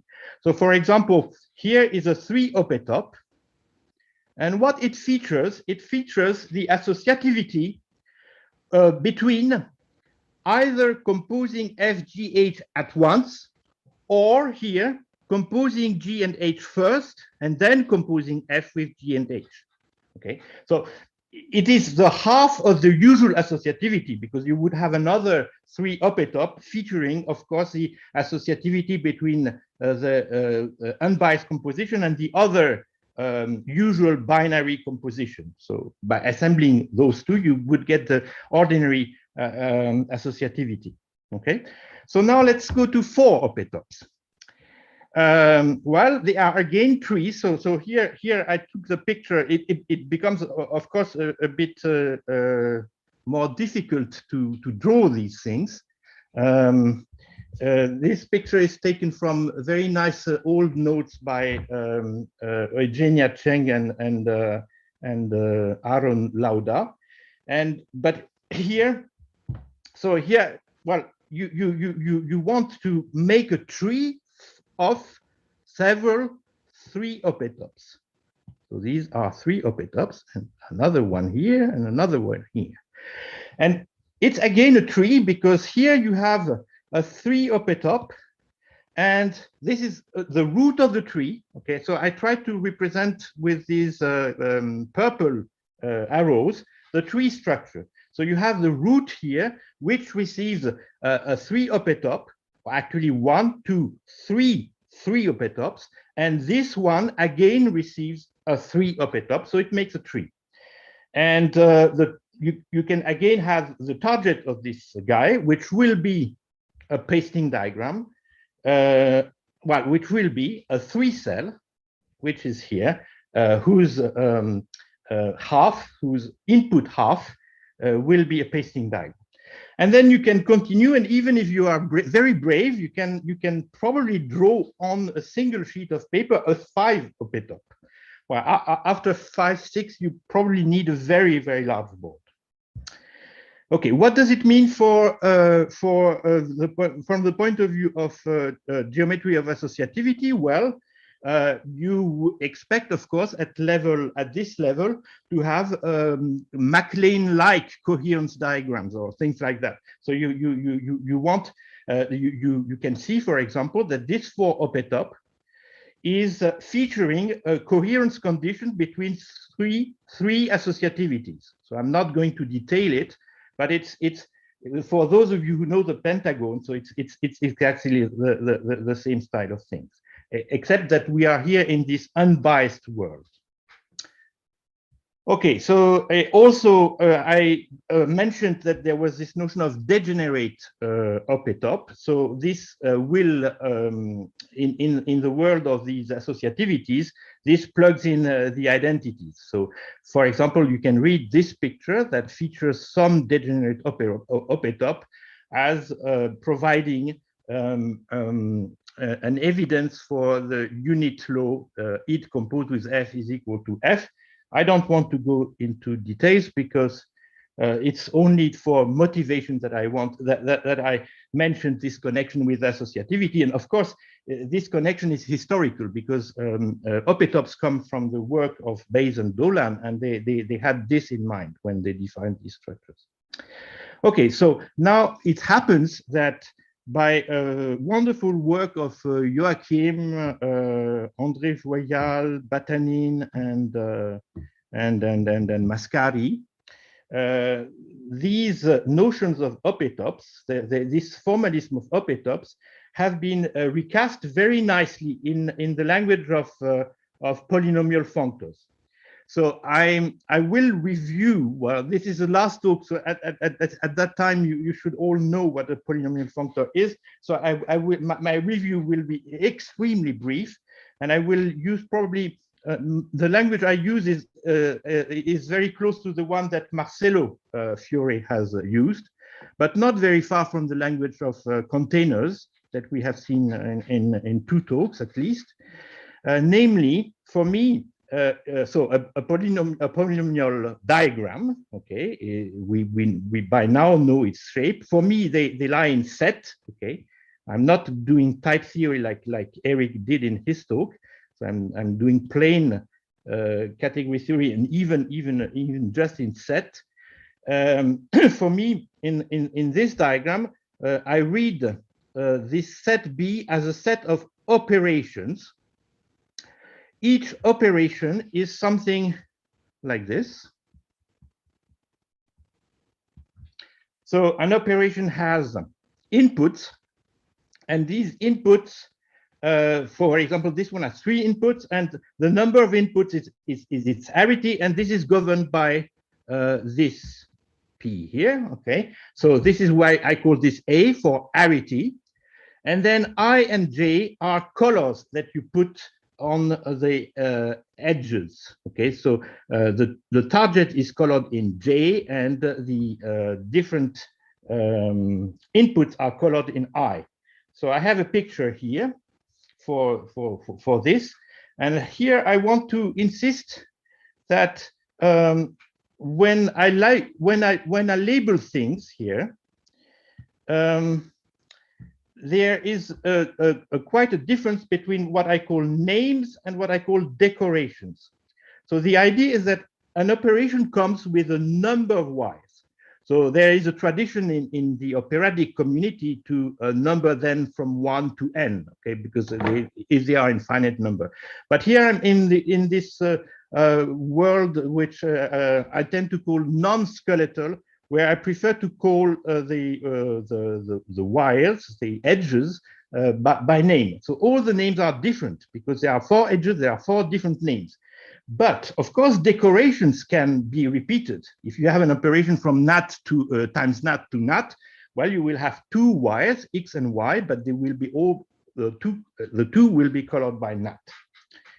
Okay, so that's all the information there is in a polynomial functor. So you see, this is very much related to syntax, as we learned from Marcelo. Okay, so next thing is we want to consider the now polynomial monads, and polynomial monads are polynomial functors for which you can perform composition, as also Eric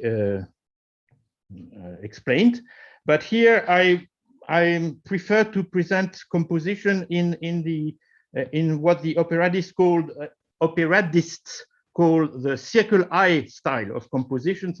It means I just take 2 operations, one on top of the other, one plugged on one of the inputs of the other, and then I just claim that there is a composition. So that's the structure of a polynomial monad, and of course we require the axioms to make this sensible. And these axioms just say that if you have a tree of such things, the order in which you do these local compositions does not matter. Okay, so since I mentioned operad several times in my exposition so far, let me give you the exact relation between polynomial monads and operads.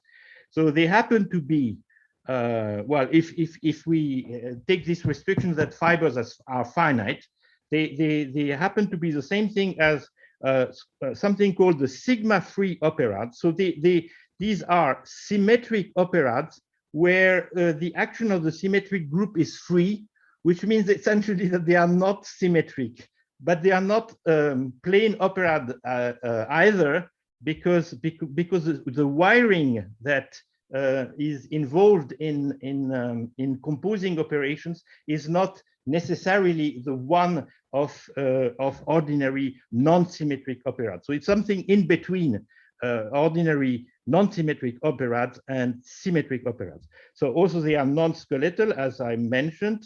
They are partial because, well, it's a partial style. The circle is style, as I mentioned, and they are colored because you have this leg I here. Okay, and of course here, yes, polynomial. Sorry, there's another thing. If I speak of a polynomial monad, then of course this I and this J must coincide, because a monad is an endo diagram. So polynomial monads have their two legs here with the same thing here, I and J. Okay, so I think it's time now. So we have now monads. And the next thing in the agenda to go towards an official definition of opetops used in the language of polynomial functors is to make now the notion of trees that you build on top of a polynomial functor to make this notion official. So let me call a P tree a tree that I build with leaf edges. So these are trees where the leaves are not nodes, but edges coming out of the final nodes. Okay, so that's it's called trees with leaves, and the nodes are decorated by operations.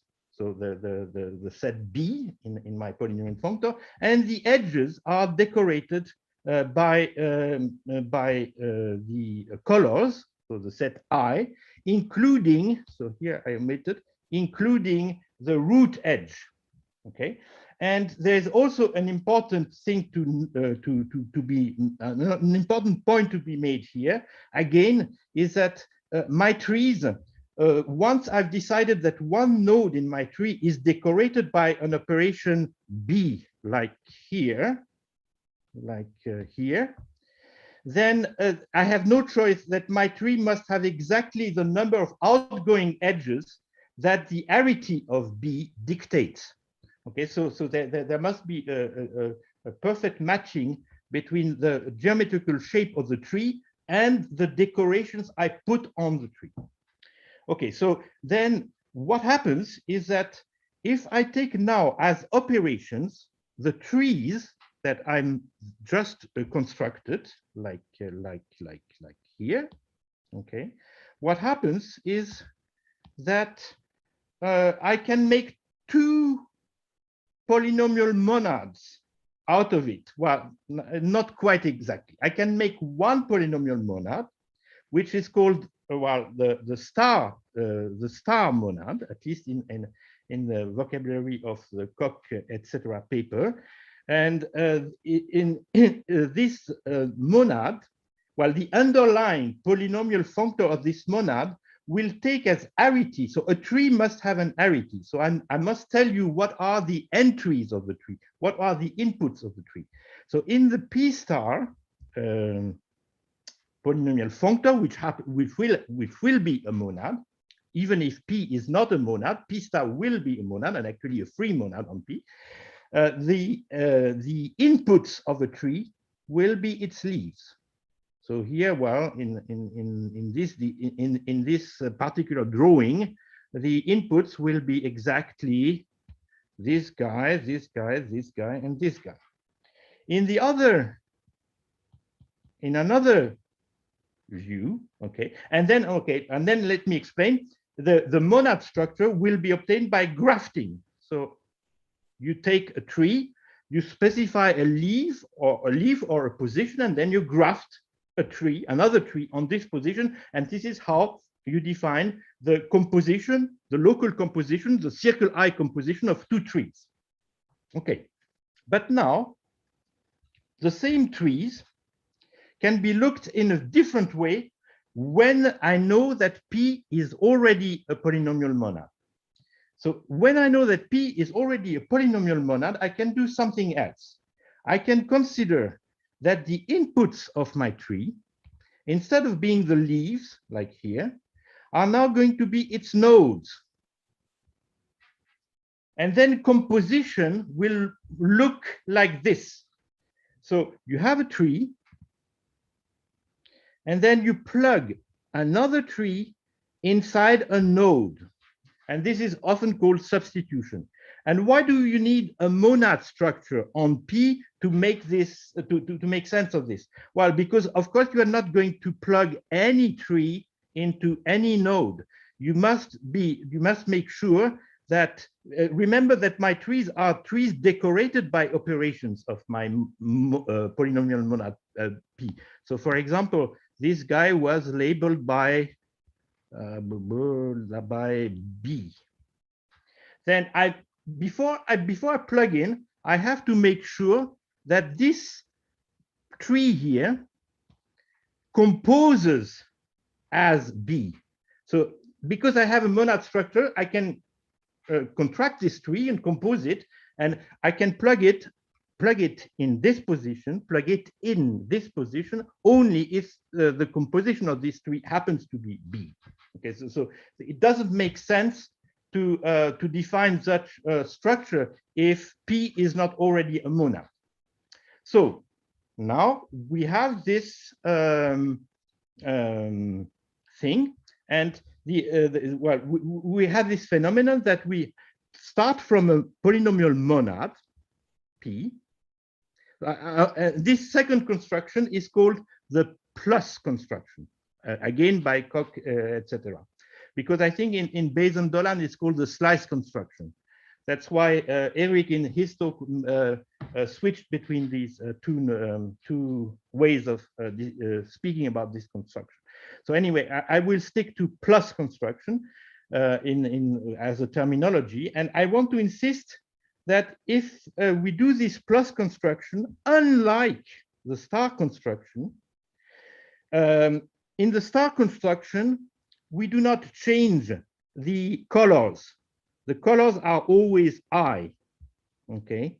So it's free in a category where the colors are fixed.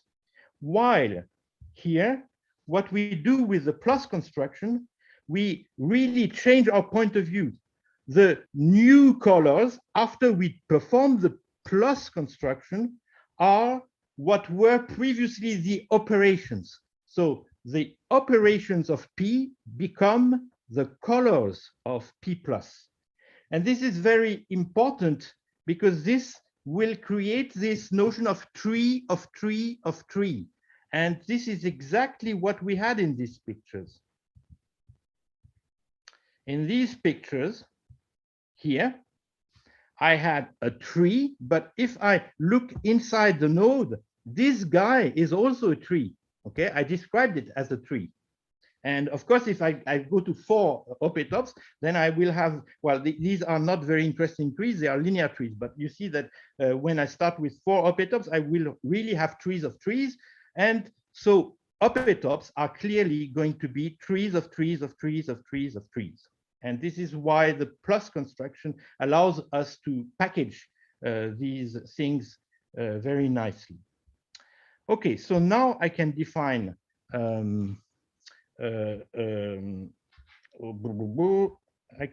opetops officially. So we start from this very, very basic polynomial functor. Okay, everything is singleton. And then we iterate the construction of plus, and we get progressively all opetops in this way. Okay, so what I need to remember for the rest of the talk is only this, because we will abandon opetops in the sequel.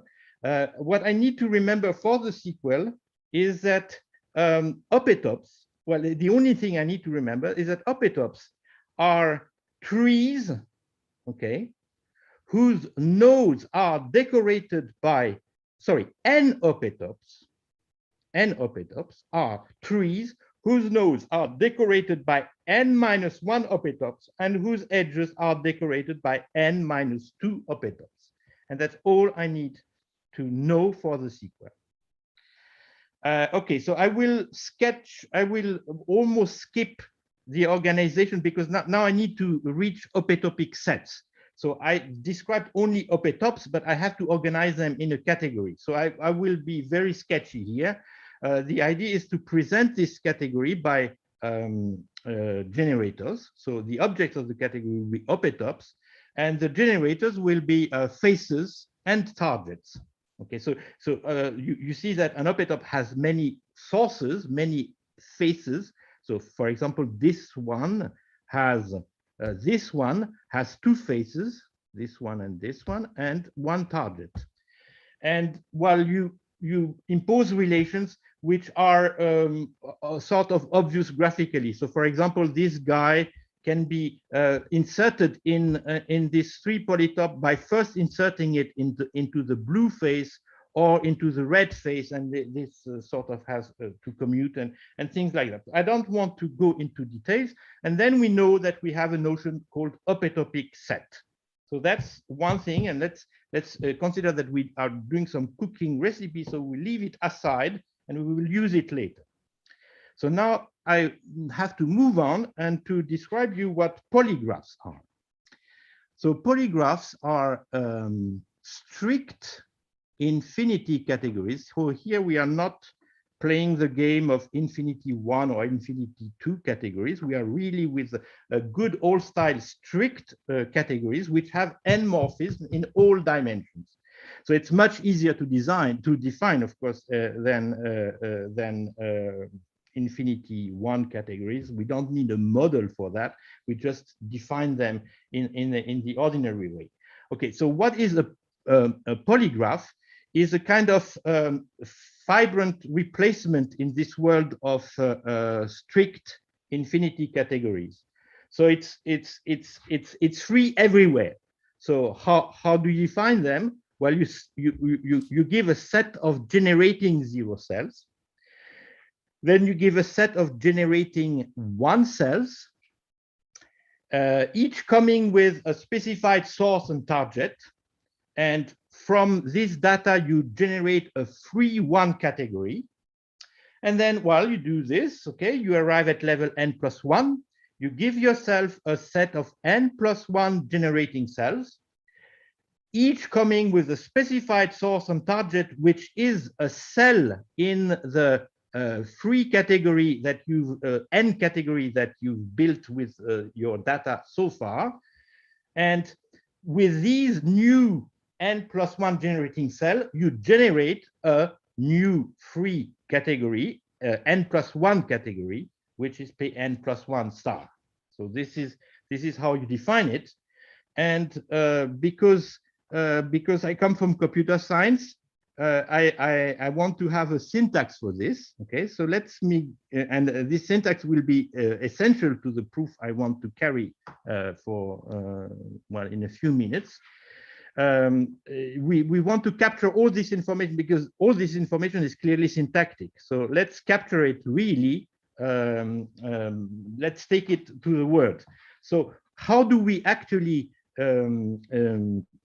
describe the morphism, the n morphism in this free category Pn star?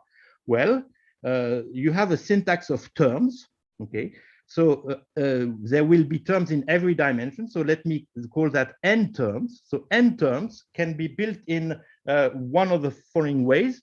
Either it's a generating cell, or it comes from an n-1 term, but it's a whiskered form of this term. So it's identity of this term. Okay, so it's typically what we do when you, for example, you have a diagram like this. Okay, then you see that it's not homogeneous in dimension. So actually, what is meant here is actually the identity here. Okay, so this is what this id is doing for us, because this was one dimensional, but I turn it into 2-dimensional. And then if I have two n terms, I can compose them. So you know from two categories that you can compose either like this, okay? So this will be the vertical composition, but it can also be composed like this, and then this will be called the horizontal composition.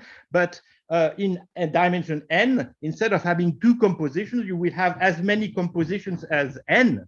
Okay, so you will have for each I less than n, you will have a composition T1 composed T2, which will mean that you compose T1 and T2 along the source of T1 and the target of T2, which is the iterated source and iterated target, bring it down to the required dimension. So if we compose here, we will take the source of source, and here target and target, or target of target. So this is what is written here. Okay, so then you impose equation.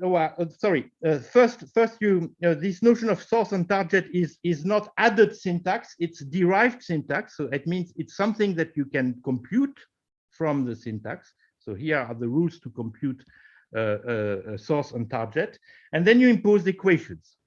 So the equations are listed here, and they are familiar. So here you have associativities. So I forgot to put the indices here. Here you have well, the identity laws of of each category. So each one should be a category. Then you should have exchange laws, because if you take every two levels, I and J, this should form a strict two category. And so you have the exchange law, and you also have this rule that comes also from this. Okay, so we have a polygraphic syntax. Now, well, let me because now yes, maybe I'll state that later because I want to state at last the theorem I want to prove. So maybe I go there directly. So we are going to be interested in polygraphs in which the generating cells here are many to one, which means that they can have a source which is an arbitrary cell in Pn-1 star, but the target will have to be a generating cell. Okay, so here we can begin to see the relation with opetops, because in opetops we always had this picture that you have a complex source, which is a tree of things, but the target was always a very simple thing. It was actually a generating cell. Well, not in an opetop, but in an opetopic set. So the theorem is that many-to-one polygraphs are the same thing as opetopic sets. And the theorem is not new. It was proved well, more than a decade ago by Harnik, Mackay, and Zawodowski. But it was proved in a slightly different setting, not precisely with this definition of opetopic sets, but something called multitopic sets. So it's indirect in the way that we have to plug also another proof by Eugenia Cheng that their framework of multitopic sets is the same as opetopic sets. And Cédric Hotan, who is responsible for most of this talk, actually, has designed a more direct proof. And his proof relies in part on notions and results developed by Simon Henry. And what I present here is a kind of plugin in Cédric's proof that avoids this indirectedness and is making it entirely self-contained. So that's the goal. And let me come back to more a bit more technicalities that I will need in order to achieve my goal. So let me step back. So I have this polygraphic syntax, and I want to be able, because I want to relate this polygraphic syntax with the opetopic kind of syntax, I need to understand how to, for example, if I have a cell in Pn star, I need to understand what are the actual generating cells that occur in this cell. So there's a notion here which is called occurrences of generating cells in an N cell. And this is quite in the spirit of Frederick's talk on the first day, I believe, where he mentioned this view about polynomial functors, where you consider the positions or the arities as wholes in some data structure. So here my data structure is a term, and the occurrences will be some kind of wholes in these terms.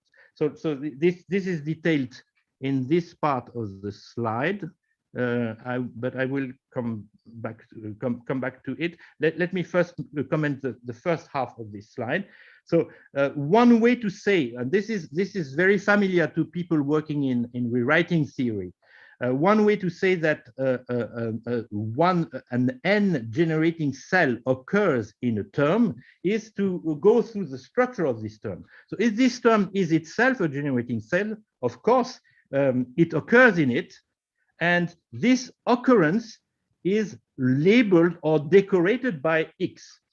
Okay, if it is an identity of something, it doesn't have any occurrence of an N cell because T comes from N minus 1. So no chance of getting generating N cell here. And if it is a composite, whatever the dimension I here is, it will be the disjoint union of the occurrences in T1 and in T2.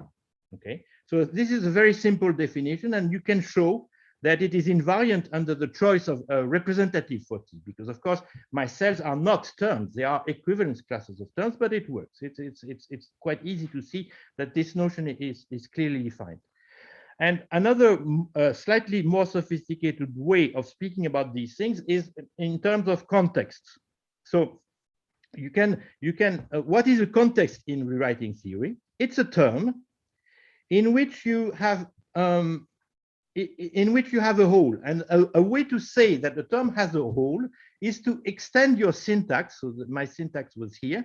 Now I have another case in my syntax which is here. Okay, let's put it here. If I have a whole, well, let me do this like like this. So you have an additional case, which is a whole is a context, and then I use all the other rules. So a term is a term where some place is a context, and then you can is a whole, and then you can replace this whole by an actual term. Okay, so now you can easily see that occurrences as defined here are the same thing as collections of pairs of a context and a generating N cell, such that placing this generating N cell in the whole of a context gives sorry, this is not ST here. Sorry, this is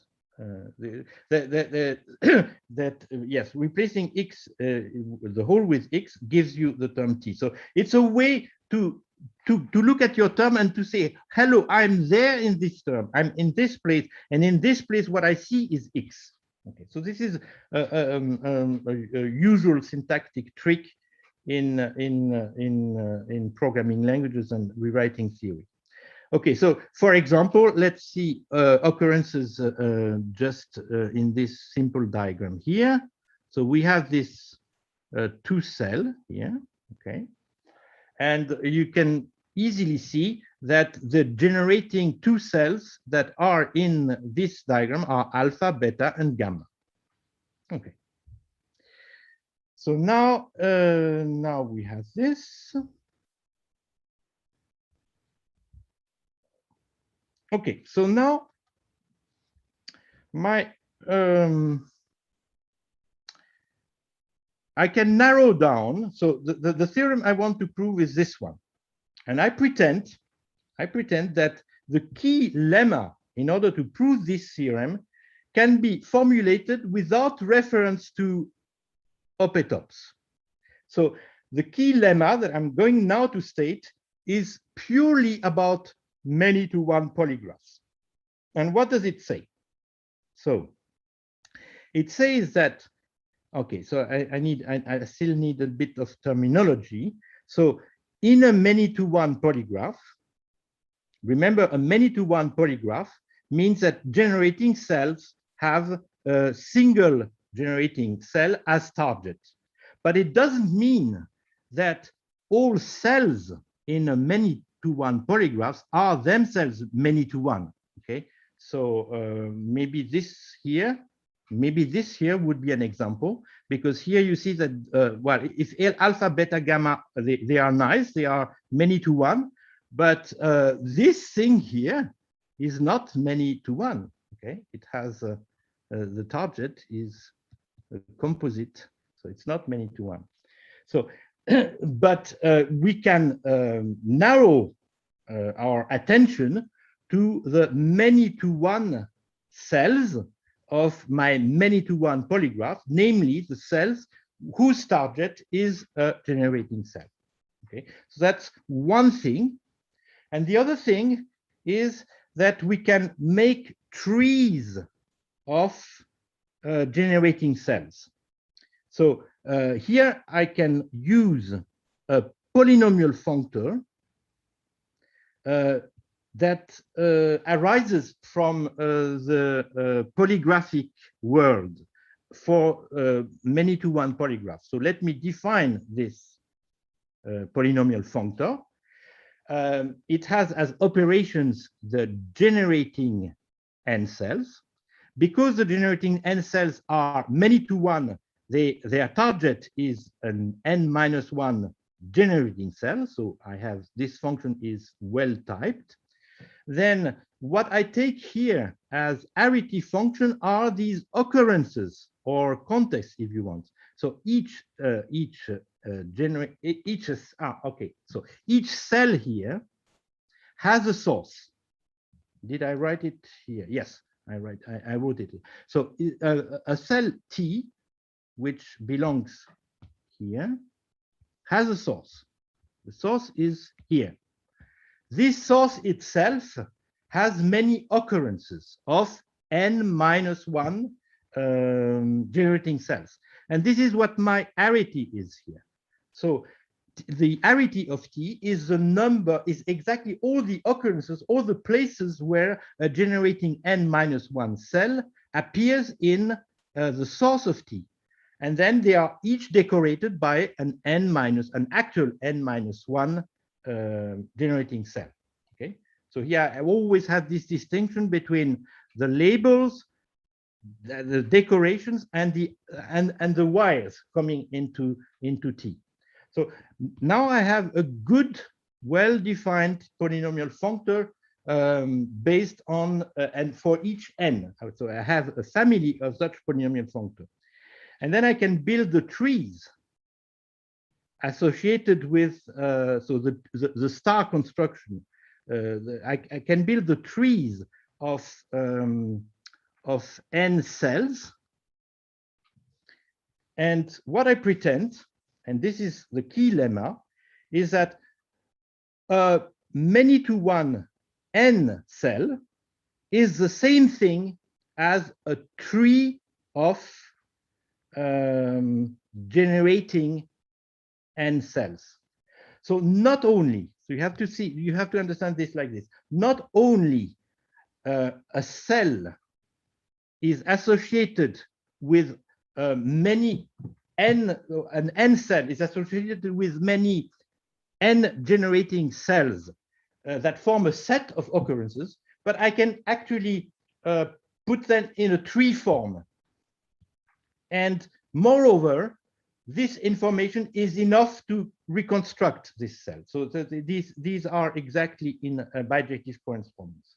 So now in the, well, I have sort of like 7-8 minutes to try to be more precise about this bijective correspondence, which is actually the only small contribution of this talk, okay, because all the rest is due to Cédric. So here I will probably skip most of this slide. So this slide is supposed to tell you why this lemma is the key to the proof. So it's, well, let me just be very, very brief. So the idea of this correspondence between well, this theorem is to use the usual kind of realization nerve adjunction that you have connected each time you have presheaves, you have these kinds of things available, and to make sure that this nerve realization adjunction is actually an equivalence, and it's more than an equivalence in that case. It's really an isomorphism of categories. So I will probably skip that. Just give you what is this? What is the realization functor? So the realization functor takes opetops to many-to-one polygraphs. So the idea is that an opetop, well, it's just like when you realize a simplicial set as you realize n as a category. Okay, so yes, so you take your opetop, you name everything on site on your opetop. So it has 3 edges, F, G, H. You give names, and this creates some generating cells at all dimensions. And so you encode this opetop as an opetopic set. No, sorry, you encode your opetop as polygraph. Okay, so I will not give any more detail because I want to save time to give a proof of the lemma. So there are 3 steps. One is, again, not original to my talk. It goes back to these 3 people who first proved the theorem. I will briefly explain what they did. So they defined something called placed composition, and this takes care of defining a map in one direction. So given a tree of generating cells, how do you get an actual cell in the language of polygraphs? So again, I will be brief here because this is the new thing. So the new thing of the talk is really here. So what I did in this work, which I'm presenting, is I built an explicit inverse to this map, which Cédric somehow avoided to do by relying on results of Henri. So what I will do is I will show how every cell gives rise, every n cell gives naturally rise to a forest. So here there's a little difficulty, which is that this is maybe why this point 2 had escaped. Well, no one had come with it before. The point is that a many-to-one cell, when described as a term, the subterms are not many-to-one. So you need to find an invariant that covers not only the many-to-one cells, but all the cells. And this invariant happens to be a forest. And when the cell will be many-to-one, it will be actually a tree. And that's what I'm going to do. And I think I will skip directly to 2 to make sure that I have enough time to explain this properly, because actually this is the only real novelty here. Okay, so let me jump directly to 2.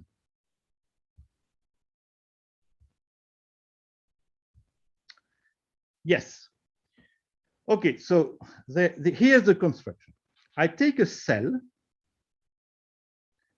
in Pn star. So remember, it's a term. So I can only access to this cell via representative in its equivalence class. And I will inductively construct a forest whose nodes will be decorated by n-generating cells and whose edges will be decorated by n-1 generating cells. Okay, exactly the style of opetops, except that it will be a forest. So, and here there's a technicality. I will, yeah, let me try to explain the technicality. One technicality is that because of the way it works in the polygraphic syntax, I won't be able to match all the I mean the forest will have leaves and roots. And the idea that the leaves should be in bijection with the occurrences in the source of T. And the roots should be in bijection with the occurrences in the target of T. But it will not be. It will be only an isomorphism, a bijection with a subset of the nodes of the source or the nodes of the target. And I will have a picture to illustrate this. So please keep this subtlety in mind, and let's go to the definition. So if T is a generating cell, then the forest is just a tree reduced to a node. Very simple. If it is the identity, I do something very wild. I discard everything and I declare this forest to be empty. Okay, so for me, a forest is actually a possibly empty set of non-empty trees. And what I call non-empty or non-generic trees are trees which have at least one node, because in the polynomial world, the trees that you construct, they can also be reduced to just one leaf. Okay, without a node. So my forest will not have this kind of thing. My forest will only have trees which are not non-degenerate, but the forest, being a set of trees, can be empty. So it's a small subtlety. So here in this case, I'm empty. And if I'm a composite, then if the composite is along a dimension which is not the top dimensional one, I just put the two forests aside. If the composition is n-1 dimensional, I will graft some of the roots of the forest associated to T2 on some of the leaves of the forest associated to T1. Okay, and here I have a picture for that. So the picture is here. So this is the only time where I actually produce more tree-like structure, because here it's empty and here it's just juxtaposition. So here is where something happens, and something happens exactly when here I have a root which is associated with the same occurrence, but you have to remember that of course the source of T1 should be the same as the target of T2. So an occurrence, this root here is an occurrence in this term which is the same. Okay, either viewed as here or here, and I will plug these things exactly when Y is both in the appropriate subset L and the appropriate subset R, which is mentioned in this slide, where I said, well, it's not always the case that I will be able to match all the roots with all the edges, because simply some of the occurrences here will not be among the roots or not be among the leaves. But when it happens, I plug them together. Okay, so let's see one example of this. Okay, well, here I only pictured a very simple example, but since time is running, I don't have time to give a more interesting example. Here, it's just showing the forest thing. So if I have this picture here, well, I will do a forest because there is no tree structure between alpha and beta. Okay, so now what I did show is that so far I have a forest, and I will probably finish the technical talk right now. What happens is, when I know that my cell is many to one, then I can rely on this information, which again I think can be found also in the original papers. Yes, and this information is the following: if an n cell happens to be many to one, then it can be written in a special form, which makes it's, for example, it's either a generating cell. If it's an id of something, it can only be the id of a generating cell. And if otherwise, it can always be put in the form of a top dimensional composition of things, each of which has only one generating cell. Okay, and using some technology that I had no time to introduce you, but the consequence of this proposition is that when T is many to one, you only have two possible situations. Either the forest that I associated to it is empty, but then this happens to be equivalent to T being the identity of some cell, hence some n-1 generating cell. So hence I can define a tree out of it, which will be the degenerate tree decorated by Y. Otherwise, if it is not empty, it is actually a tree, a non-degenerate tree, and I can take it as the tree I want. And then, believe me, this is an inverse of the other map, which I didn't have time to describe. So I will probably stop here, just to save a few minutes for questions. Okay, thanks a lot, Pierre-Louis. So, are there questions?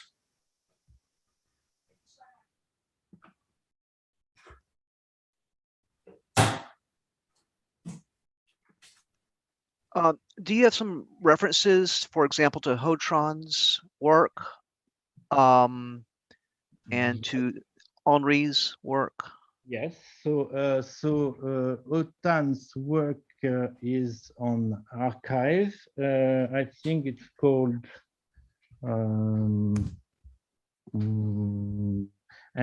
Henri's work is something called, so Henri's work is, I don't remember exactly the title, but the idea is he managed to find conditions under which some subcategories of polygraphs are pre-sheaf categories. So that was the question he wanted to answer, because it's well known that polygraphs do not form a pre-sheaf category. So he came up with kind of abstract conditions that are actually satisfied by many-to-one polygraphs. So Henri knows from his work that many-to-one polygraphs are pre-sheaf categories, but he was not able to describe the category of shapes corresponding, well, it's pre-sheaves over what, and the answer is on opetops. So, but the references are well, I can send them. I'm not sure I can plug them. So yeah, if you're posting these slides or these frames, and if you include references, I will and put the references. Great, thank you. Yeah. Yeah, this was a very welcome talk. I'm glad to see this perspective using the CompuTads. Yes, yes. Sorry for using the French terminology polygraph, but they That's all right. Yeah, yeah. Yeah.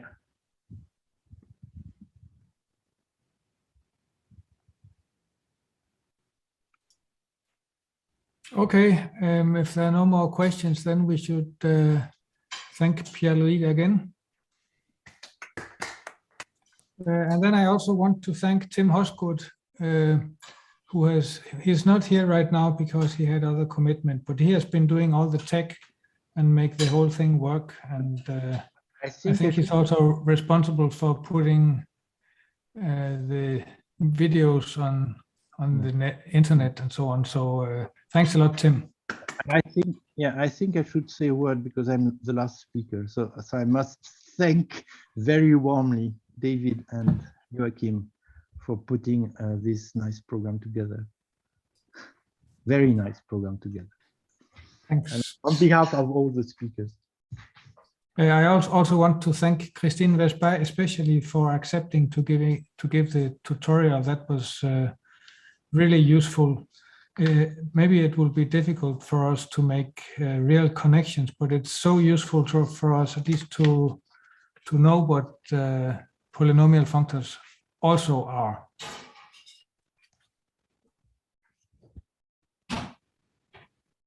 And maybe this is the point I stop the recording.